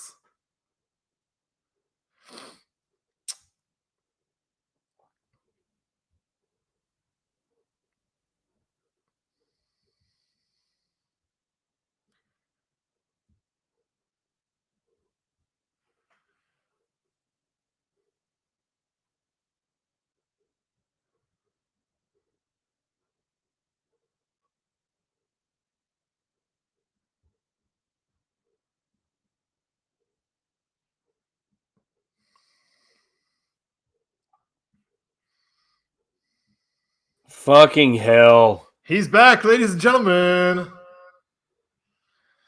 Never use a sound effect again. Exactly. Did you see what happened? No, I just saw that. Can you hear me? I can hear you, yeah. Did you see what happened? No. I tried to use one of those sound effect, yeah. From the media board, and then my screen went black. Okay. So it shut down. The Riverside shut down when I tried to use an effect which is on their platform. This is outrageous. We need to switch for my headphones, by the way. We need to switch to StreamYard or something. What do you mean I'm loud for your headphones? When you were shouting, that was really that's because I was shouting. Message just came in from Christy saying, "Yay! Amnesiac is my favorite Radiohead album." So there you go. Message in the live stream or via text? In the THC What's Up group. Okay, I don't know what that is. It's me, my sister, and Christy. THC. Clever there. Oh, I see. Nice. Okay, can we move on to... We've got a message in the chat. Craig says, "Go for it, Tomek." Maybe that happened when I was off screen. So, all right, Pulk Shout outs to Craig. Pull. Okay, so This I know you is like to start another. with definitions, Mark. Do you know what What? pulk means? No, I don't want to start with that. I want to start with another annoying song title. As long as it's not an origin story. The first time I heard All right, Pulp go on. Pool. No, I don't like it. Like when I see that, I think I feel like it's cringy. Like what? What do you mean Pulp Pull? Push pull? Pulp It's not, it's pull? What the pulk. fuck is that? I know. Yeah, but I mean, like, pulk is a thing. Yeah, but I don't like it. So Because go you didn't ahead. understand what pulk meant. Yeah. Well, a pulk, Mark, is a sled that is being pulled by dogs while a person skis behind it to maneuver the vehicle. I know that now. And what's the point of that? While Radiohead has not yet disclosed why pulk is included in the title, it could further tie into the song's symbolism for control and decision making, given that pulks have to be maneuvered by humans in order for the sled's movement to be directed. How long was I out of the chat? Was that like 2 minutes? Yeah, 2 Seemed like minutes an or so. eternity. What did you do? Did you carry on? Am I going to have to cut I all attempted that to out? carry on for a second, and then I went to my phone and publicized the show. Okay. Oh, AI is going to have a field day with this. So let me show an image as Should well. I try another sound effect? Please no. All right, so here's another image, and maybe you did know this, maybe you didn't, but Okay. speaking to your cut up fascination, this is How about rather sound and vision? explicitly a borrowed song, and we can see this book, I believe from 1973, quite an odd book, How Things Work, and this kind of poem slash explanatory text called "There's More to a Door Than You Think." It's kind of got like a Dr. Seuss vibe to it. Mm-hmm. I quite like it, and It's too small. I can't read it. I mean, I think we can just stick with the text of the song itself, but you know, somebody can go look that up and see the similarities. I'll just read the first. Oh, I can read that one. Yeah. Yeah, I'll just read the first stanza. I don't think we need to read the whole thing. There are barn doors and there are revolving doors, doors in the rudders of big ships, and there are revolving doors. I think we already mentioned that one, Tom. Okay. Lots of other types of doors. Maybe we can talk just about the aesthetic of this song. It's considered more of a spoken word track. You're omitting the most important line, and Okay, there go on. are trap doors that you can't come back from. True. I mean, that coming immediately after Pyramid Song, it's like that seems to be a reference to death. But if death is not the end, do we not have a contradiction here? I mean, is the trap door itself also a revolving door? Because you can't come back from it apparently, but actually you do. The trap door is actually just a revolving door. Did you ever think about that? Makes me think of season 1, episode 2 of Severance, which is my new show that I'm watching. Have you What's that? fucked with that? No, I don't know what that is. It's like the most hyped series right now. It's been around for about 2 years. It's kind of like a Broken Mirror. Sorry, Broken Mirror. It's kind of like a Black Mirror vibe. Okay. It's actually directed by Ben Affleck, but it has Patricia Arquette, which is funny because she's been on my radar lately with Lost Highway and Boyhood, which I love. Oh yeah. So she's got an important role. Christopher Walken made a cameo in this episode, but it's I'll just give you the premise and then we'll stop talking about it. But there's a new technology where this major pharmaceutical company, you could argue, offers people the chance to sever their brains and completely isolate their work life and their personal life, so that you don't remember anything. When you're at work, you don't know anything about your personal life, and when you're at your personal life, you don't know anything about what you do at work. Mm-hmm. So yeah, I think you should check it out. I think you'll like it. There's some encouragement for you. Thank you. But anyway, I know what I want to say. So in that episode, the character regrets doing the severance surgery, and she tries to run Patricia out of this. Arquette. No, it's another character. Patricia Arquette is a more like villain here. She like is the one enforcing people, and Okay. so, but there's this new employee who just started work, and she on day one she doesn't like it. So they say, okay, you can go out this door to the stairwell, and she goes out the door, and then like she's still in the same room basically, and so she just like the door doesn't actually lead anywhere, and it kind of she realizes she's fucked. But anyway, it was quite clever the way they shot it. So Ben Barn Affleck, Doors. huh? Yeah, I wouldn't really call myself a Ben Affleck fan, but it's stylistic, and so far it's got some interesting premises. Black Mirror really took a nosedive, didn't it? Is that a pun? Yeah. Okay, good. But it's true. But it's true. Yeah, I agree with that. That last season was pretty weak. It was weak. It was horrible. That Miley Cyrus episode. That was. Oh, that was interesting because it had that Trent Reznor 9 Inch Nails song. Actually, did the episode with the gay black guy who like goes more gay in the martial arts game, the video game, was that in the last season? Fighting dueling vipers or fighting vipers. Yeah, exactly. Was that no? in the that last was season? it. No, that previous, was right. Yeah. Okay.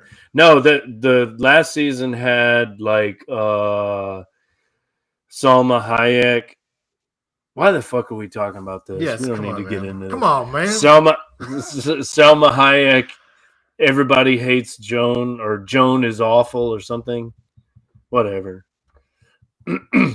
Yeah, but shout out to the original Black Mirror. Television doesn't get much better.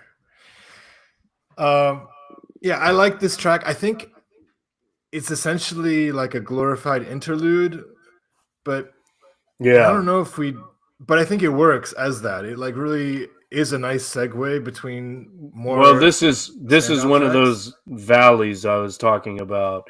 I said, there are peaks and valleys. You said, yeah, but no, don't use that voice. You gotta have the valleys, or you can't appreciate the peaks. So what? Should I work on my like imitation voice then as well? Yeah, please do. Yeah, so I was like, that's one of the valleys. That's good. I don't know. I know I got to work on it. But as I said, I think just as when you're watching a dramatic play, you need moments of comic relief. You need to breathe.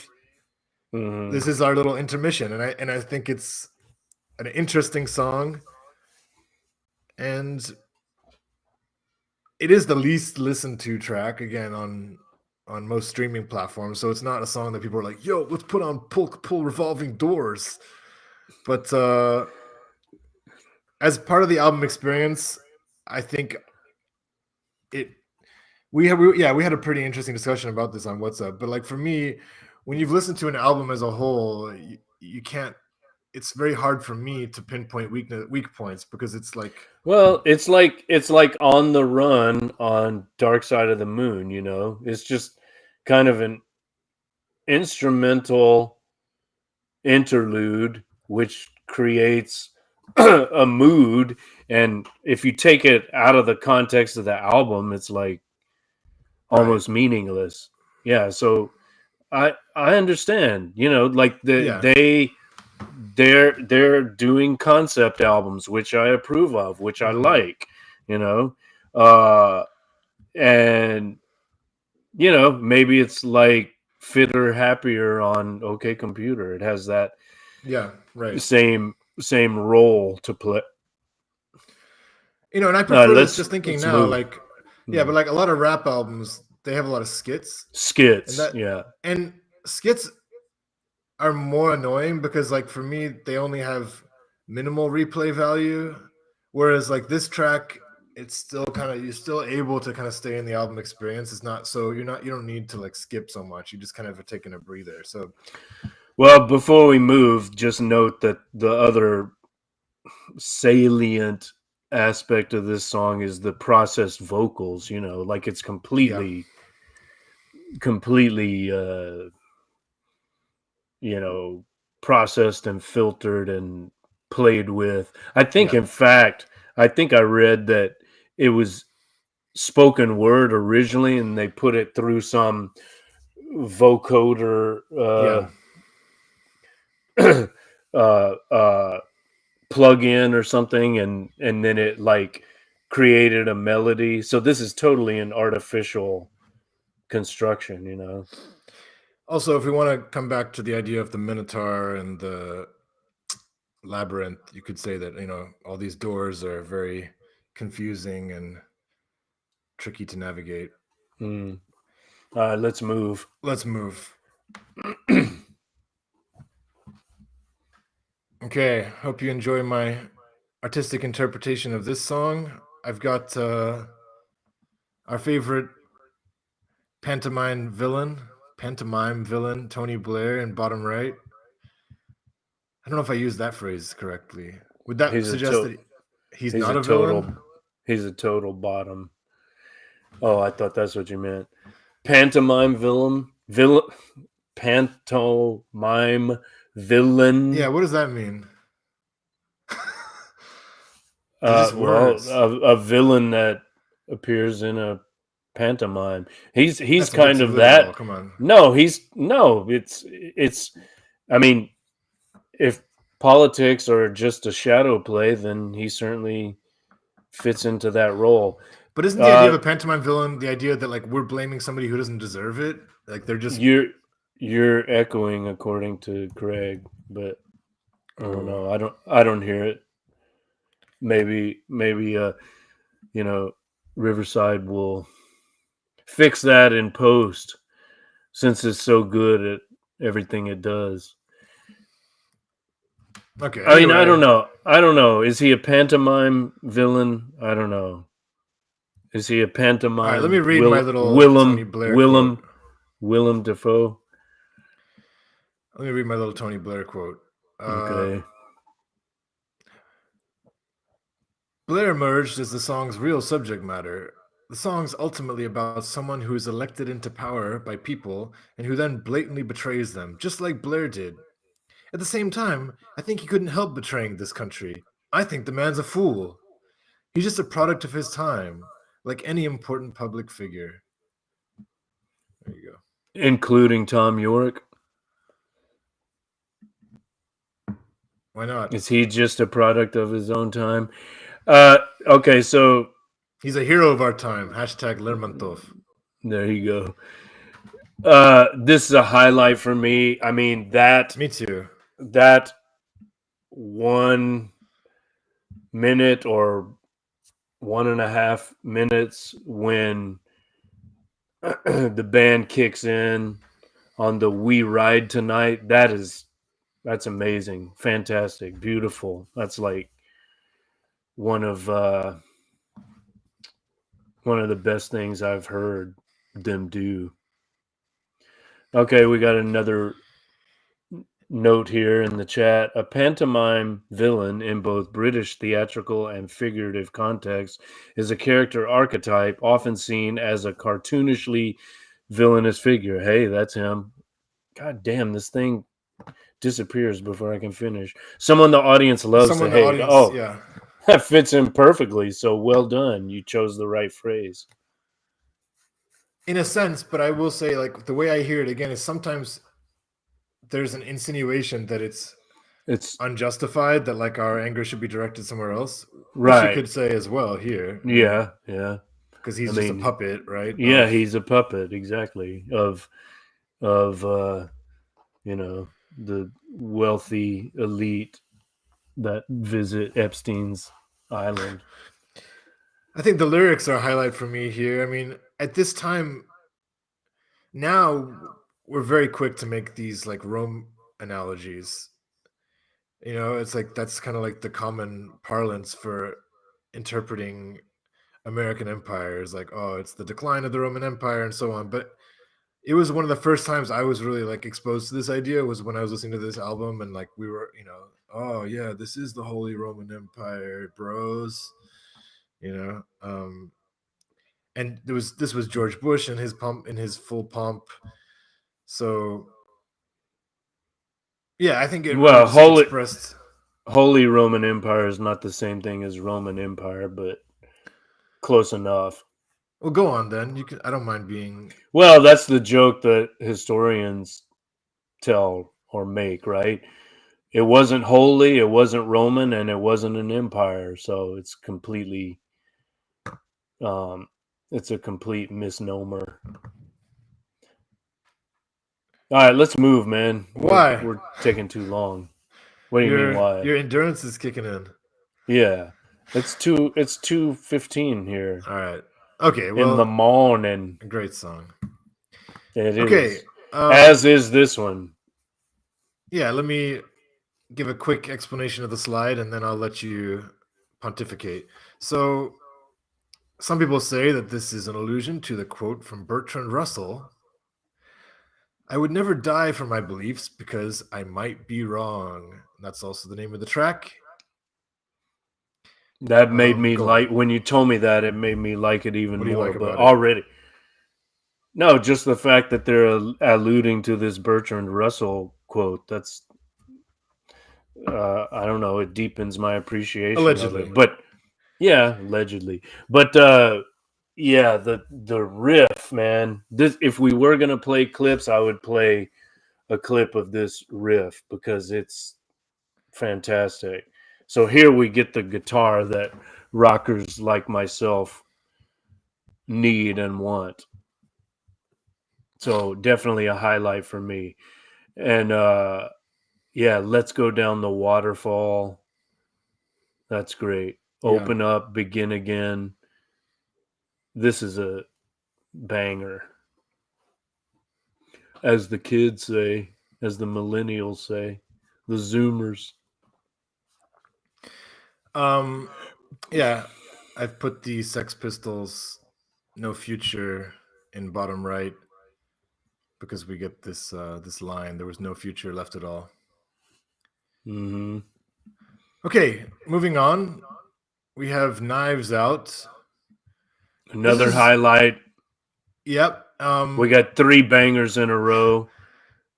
It seems like they personally were a bit lukewarm and tepid about it initially. They said they felt like it was quite a straight ahead track, like almost too simplistic. Their quote, Tom York was quoted as saying, "We've got to put that in the bin. It's too straight. We couldn't possibly do anything that straight until we'd gone and been completely arse about face with everything else in order to feel good about doing something straight like that. It took 373 days to be arse about face enough to realize it was all right the way it was." It's kind of a funny quote. I don't see it as that straight ahead. I mean, it's clearly a Smith's, I won't say parody, but maybe it's more of a Smith's tribute, like very much that Johnny Marr guitar vibe. But it's great. It works well. The lyrics are not really Morrissey-esque, so it's not a. But you have enjoyed blatant Smith's ripoff. Yeah, I love it. I mean, the aggressiveness and you know, viciousness of the lyrics are great. Shove it in your mouth. You know, if you'd been a dog, they would have drowned you at birth. Yeah. Yeah. Put him in the pot, squash his head, cook him up. Yeah, so we get a kind of release coming here, I think. On the general meaning of the song, Tom says, "Knives Out is not exactly cruelty. Let's rather say that to express some feelings.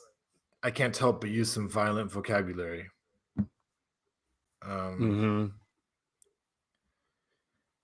Okay. It's also just a quick note. It's named after the 1972 Columbo episode, not the Agatha Christie story, apparently. Okay, I was gonna say it's another pretentious title, but it's kind of like found poetry. There's a lot of that. You know what I mean? Found poetry, like you pluck and Wasn't that essentially the same thing as Cut Up? yeah, but cut up involves the combination. Found poetry is just like, you know, presenting something that you've plucked from the air or from the zeitgeist or the environment. You know, like better better living through chemistry. It's an ad from DuPont, you know, and Yeah. then Don DeLillo uses it as one of the chapter headings in Underworld. Mm-hmm. So that would be an example of found poetry, I guess. I like that kind of thing. I think that makes me appreciate it more. So again, we got 3 bangers in a row. And then we come to another one of the valleys, Morning Bell. I know you like it, but you can go ahead and I explain like it. why. I mean, Radiohead fanatics will know that this is a remake in a way, or a second version of a track that appears on Kid A. Yeah. I didn't even realize that, which is how naive I am. So I don't have like the greatest Radiohead credentials. I've listened to them, but until this pod, I didn't really bother too much with the research end of things.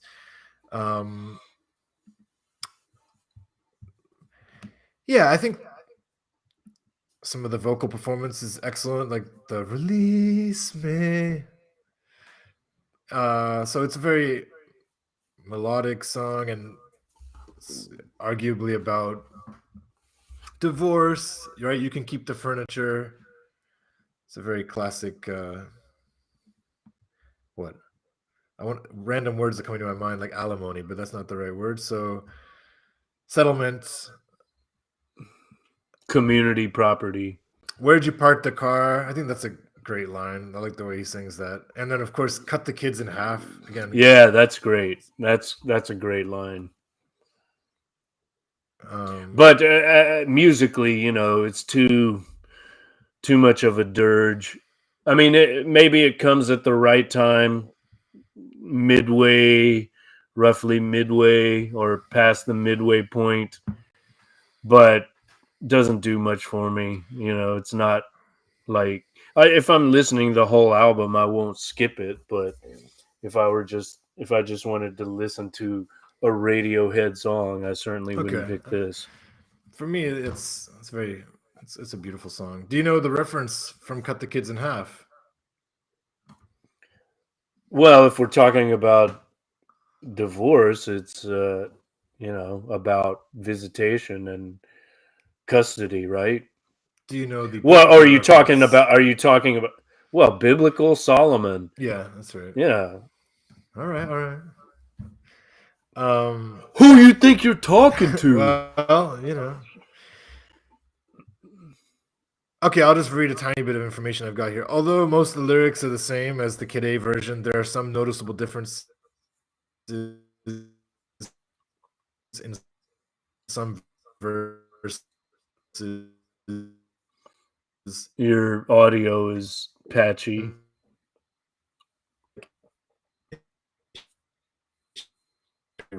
Complete. Really bad now. Is your connection okay?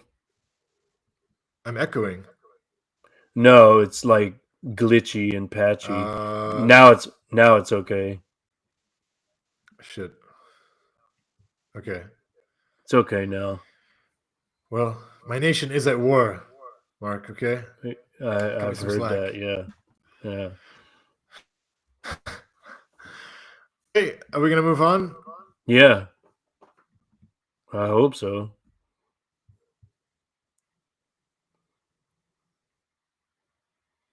Oh, you're frozen.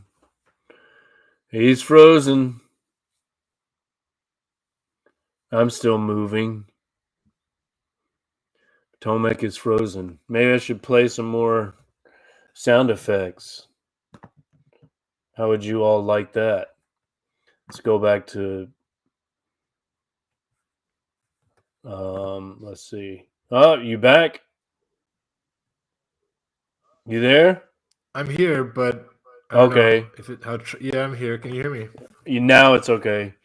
I was about to The funny thing is, regarding the cancel echo, your screen share. I do hear myself. There's a slight echo. I think it'll be okay when we process it.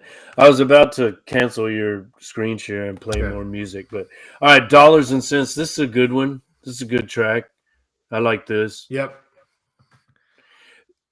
Interesting. Like kind of shouting out the main two demographics that's in the audience. Sorry, just like I know we got a lot of American listeners and Brits, so we'll say we are the dollars and cents and the pounds and pence.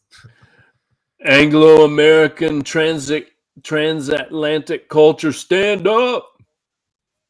As I say that, I just realized that the next line is "and the mark and the yen." So shout out to the Deutschland and the Japanese as well, right?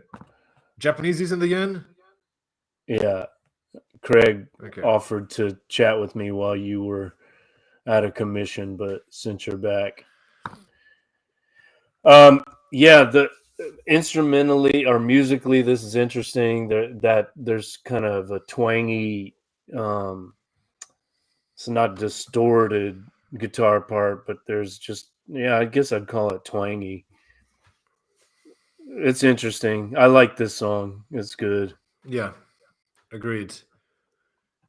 See if I have any fun facts for you. Be constructive with your blues. I like that. The song originally came out of an 11-minute improvisation session by the band, editing down the best parts and featuring a one-take vocal performance from Tom York, who states of the song that his lyrics were gibberish.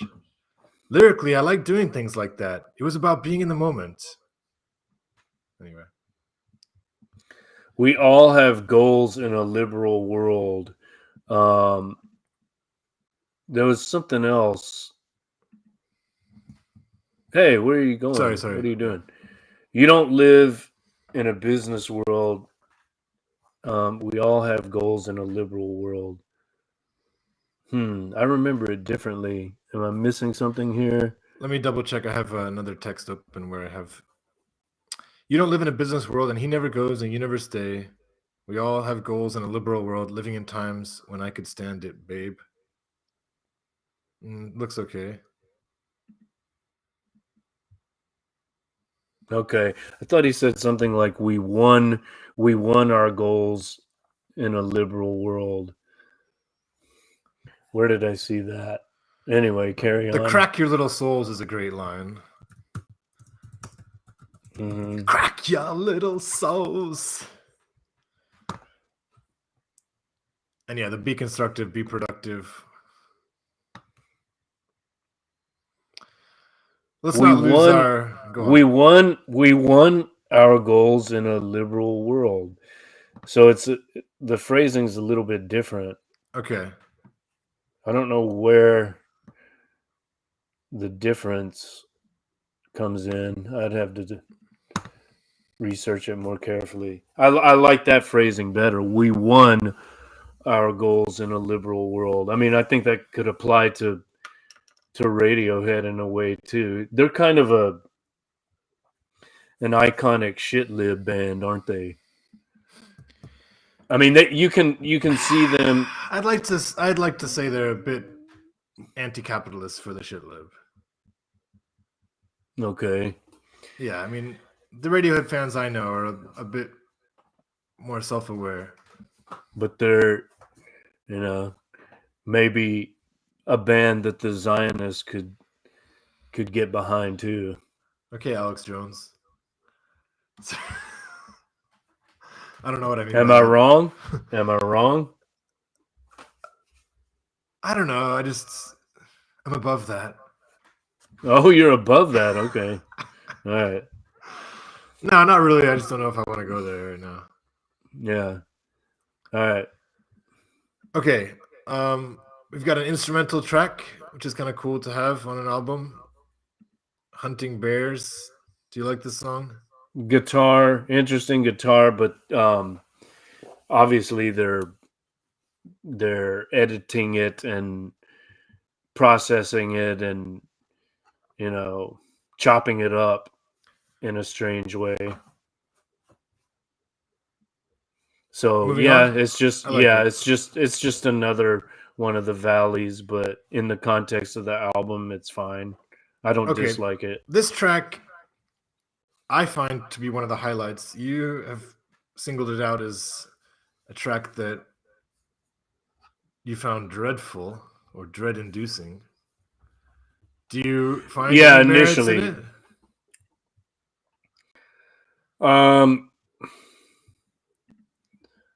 I don't know any merit in it. I like the allusion to Cloud Cuckoo Land. Aristophanes, stand up. Well, the way they recorded this is like very interesting. Tom's vocals played backwards, which sound like actual words because he sang them backwards. Yeah, okay. uh, I'm being cut to shreds. Cut up. yeah, so the song was built from a reversed, mangled version of I Will. Tom later relearned to sing it backwards so he could perform it live forward. And he once introduced this song saying, "This is dedicated to our glorious leaders, or at least some of them, who saw fit to take us to a war that nobody wanted, kill thousands, if not tens of thousands of innocent people, and they should go to their graves with that on their consciences." So I think that's a good fuck you to the shit lib allegation, a little bit. Why is that? Why is that like spinning plates? Because is it again that cyclical, circular pattern that we've commented on? I think so. I think maybe Is he also alluding to his work as a DJ? He's spinning plates or donuts, as dub plates or Jay donuts. Dilla would have it. Yeah. And then there's the river again. Jumped in the river. Right. What did I see? My body's floating down the muddy river. Another Yeah, death just image. sonically, I love this kind of more electronic sound. And see, that's the part that made me feel like I was losing my mind. But again, I think I was watching the video yeah, the first time I listened, and it's just the combination was just very unsettling. Or maybe it was my mood, but yeah, not a highlight for me. okay. All right. Have we reached the final track? Oh my god, we made it. Yeah. It's true. Okay, Life in a Glass House. Another According to Tom highlight. York- Yeah.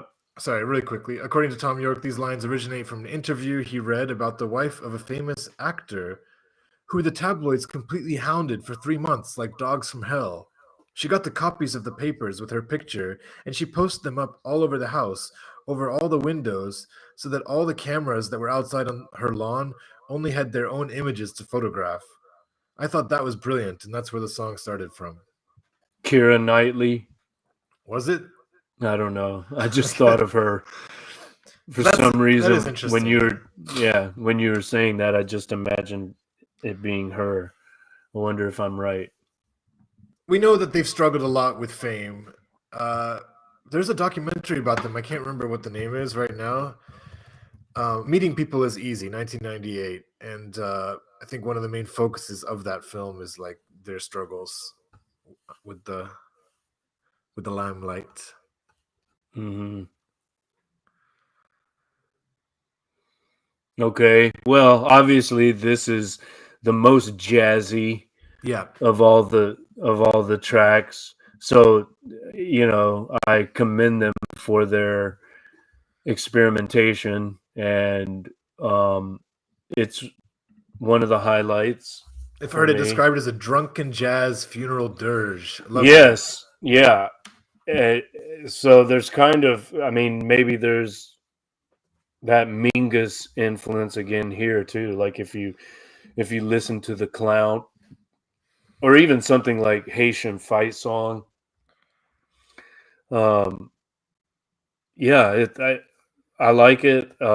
It's it's great that you've got these diverse influences, like drunken New Orleans jazz with electronica, with sampling, with heavy rock guitar, with funky bass.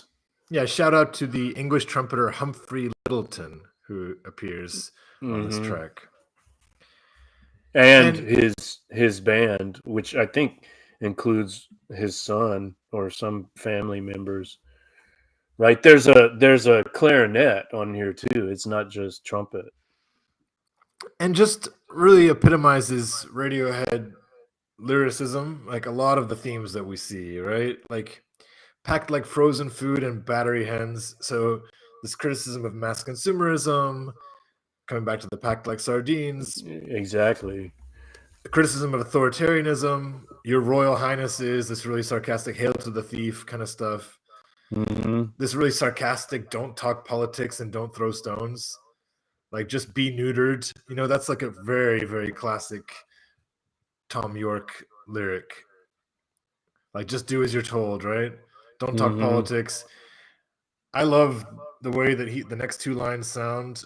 Well, of course I'd like to sit around and chat. Of course I'd like to stay and chew the fat, but someone's listening in, so we got mass surveillance. I mean, all the themes are making a cameo in this final track. Once again, we are hungry for a lynching. Yes, Compare Burn absolutely. the Witch, Burn the Witch. Yep. And that savagery of shove it in your mouth, put him in the pot. Yeah, so yeah. A lot of great lyricism here, and good for venting when you're in a mood, let's say, where you're in a corporate 9 to 5, right? And you've been shat on all week, and time to put on your Radiohead album in the evening. Yeah. And drink some Bud Light. It's a great conclusion. I mean, a fitting conclusion to a great album. Let's put it that way. Word up. So, yeah, now that we've completed our track by track analysis, like, do you have final thoughts? Which has definitely had its own peaks and valleys, just like some tracks we did more justice to than others. Yeah, more valleys than peaks, but I think we've provided a good introduction to those not familiar with it. Yeah. And I mean, I thoroughly enjoyed listening to this. Probably, from start to finish, I probably listened 20 times in the last however long we've been preparing this, 2 weeks, I guess. It's been a while since we decided on the topic and planned to record. Yeah. But yeah, I listened. I feel like I know this album extremely well. Like awesome.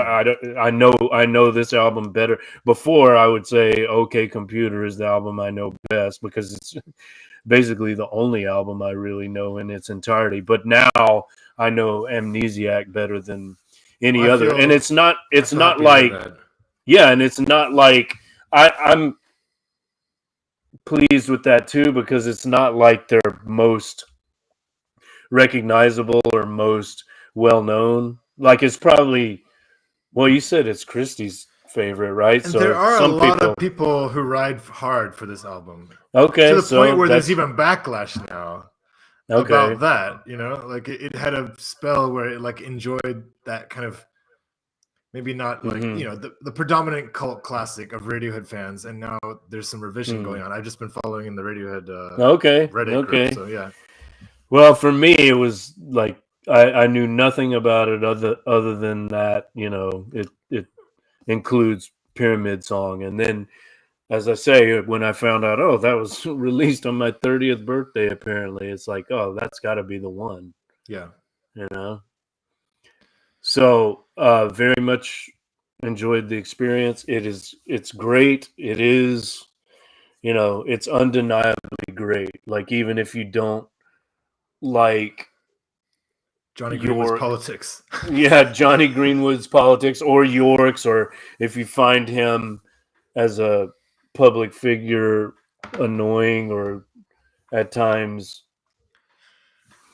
cringe-inducing. I mean, there's some great songwriting. The band kicks ass.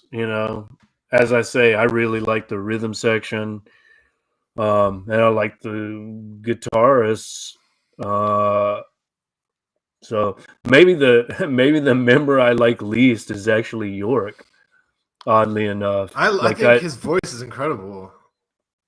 I love his voice. it has its moments. I mean, he takes it works seriously. It's works a lot of well. Nice duet with him and Bjork, by the way. I can't remember the name right now, but yeah, it's cool to hear these two voices combined. I've Seen It All is the name of a track that is a very nice showcase of both of their vocals. Good, we'll put that in the show notes. Awesome.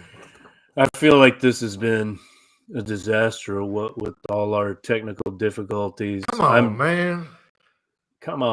I'm like out of it. I know I've just babbled. You're fine. But we're gonna put the AI on it, cut out all the awkward pauses, clean it up real nice, so we have a cooked version. This is podcast to cook to. No pun intended. Like Tom. Put it in the pot. This is what he puts on when he cooks. He puts on texting. So Okay. It's just good to have a couple cool guys from Skype, to listen to when you're boiling water. Creeps on Skype. All right, Mark. Tell us a little bit about what put it in the pot. Can expect next. Shove it in your mouth. That's what they should expect. Put them in the pot while cooking. All right, so episode 5 of season 4 will be Michael Parenti's lecture on the gangster state. I don't have the exact title, unfortunately. Let me see if I can quickly find that. You want to play some music while I'm looking it up? Well, I want to say that here in St. Petersburg, I'm going to be giving a talk next Saturday about gangsters and food in film. And nice tie-in. Yeah, and also I think that as I get older, we really need to think of gangster as not just people that exist in the criminal world, quote unquote criminal world. Like there are plenty of gangsters, as I'm sure this guy is going to argue, who are actually governments. Here it is. Michael Parenti's a brilliant historian. I read his Assassination of Julius Caesar, which is somewhere on my shelf. Here it is. Yeah. I don't know if you can even see this. There. The Assassination of Julius Caesar, A People's History of Ancient Rome. I mean, you stopped the screen sharing. We're so big now. It's nice. Our ugly mugs are taking up the entire screen. I can stop squinting. Yeah, so it's this is a great book, but he also is known for his lectures, and the one I'm talking about is on the Our Hidden History YouTube channel. It's called The JFK Assassination and the Gangster Nature of the State. And so the reason he's interested in Julius Caesar, I believe, even though he doesn't specifically say so, is that he seems to think that, JFK was basically the American Julius Caesar, like the way the power elite chose to take out one of their own. So the whole point is that, the slightest deviation from the status quo will get you whacked. And now that we just had this new release of some more JFK files, I thought it would be a good time to watch this. It's been on my list of texts for actually a couple of years. It's brilliant. It's great. Basically, you're trying to capitalize on Joe Rogan's slight dip in ratings and try to draw some of his listeners, right? Oh, that's the JFK, of course the JFK aficionados. Of course, that was my intention. It's not that I'm actually interested in the topic. I'm just trying to get clicks, baby. You're And capitalizing on subs. the kairos. There's a Latin Yes. term for you. That's Greek, actually, but carry on. You fucking asshole. All right. Well, actually, it's no. I've just been. I think I told you I did an interview with Dr. Robert M. Price on Books Are Burning. Fascinating author who, as he says, has a Jekyll and Hyde sort of dichotomy. Like, he's interested in the works of Lovecraft, but he's also a biblical scholar, right? And so he was telling me about this guy named Dr. Charles Amon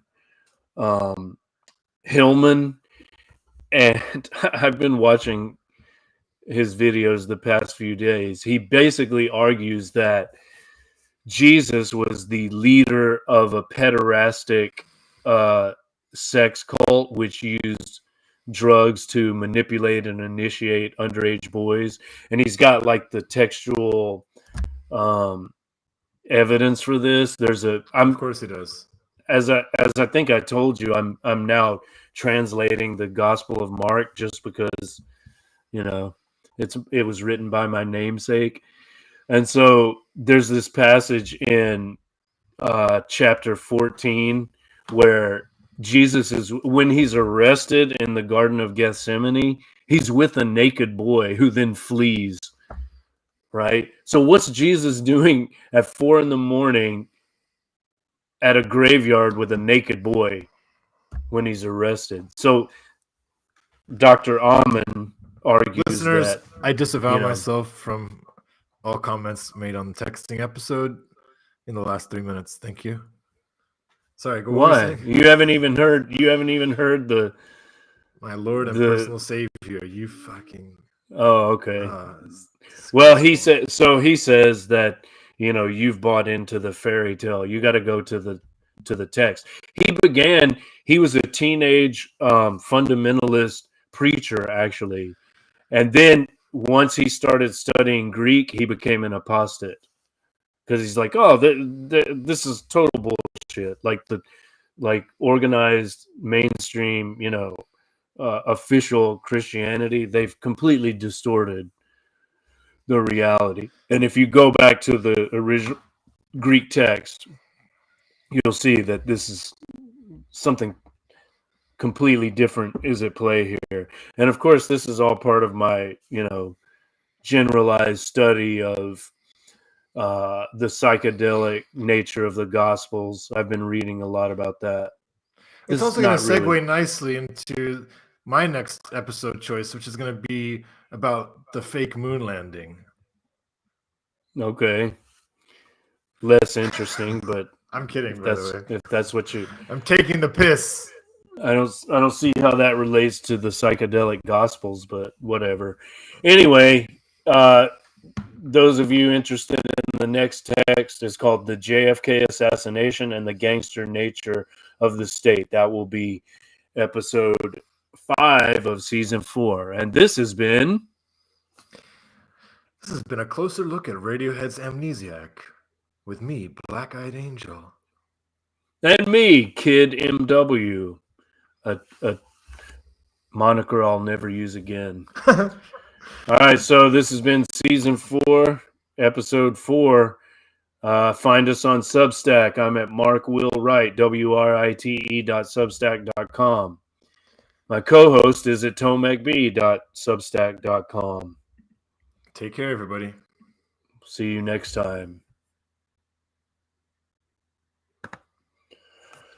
All right, so there are going to be 2 files, unfortunately, when I got booted.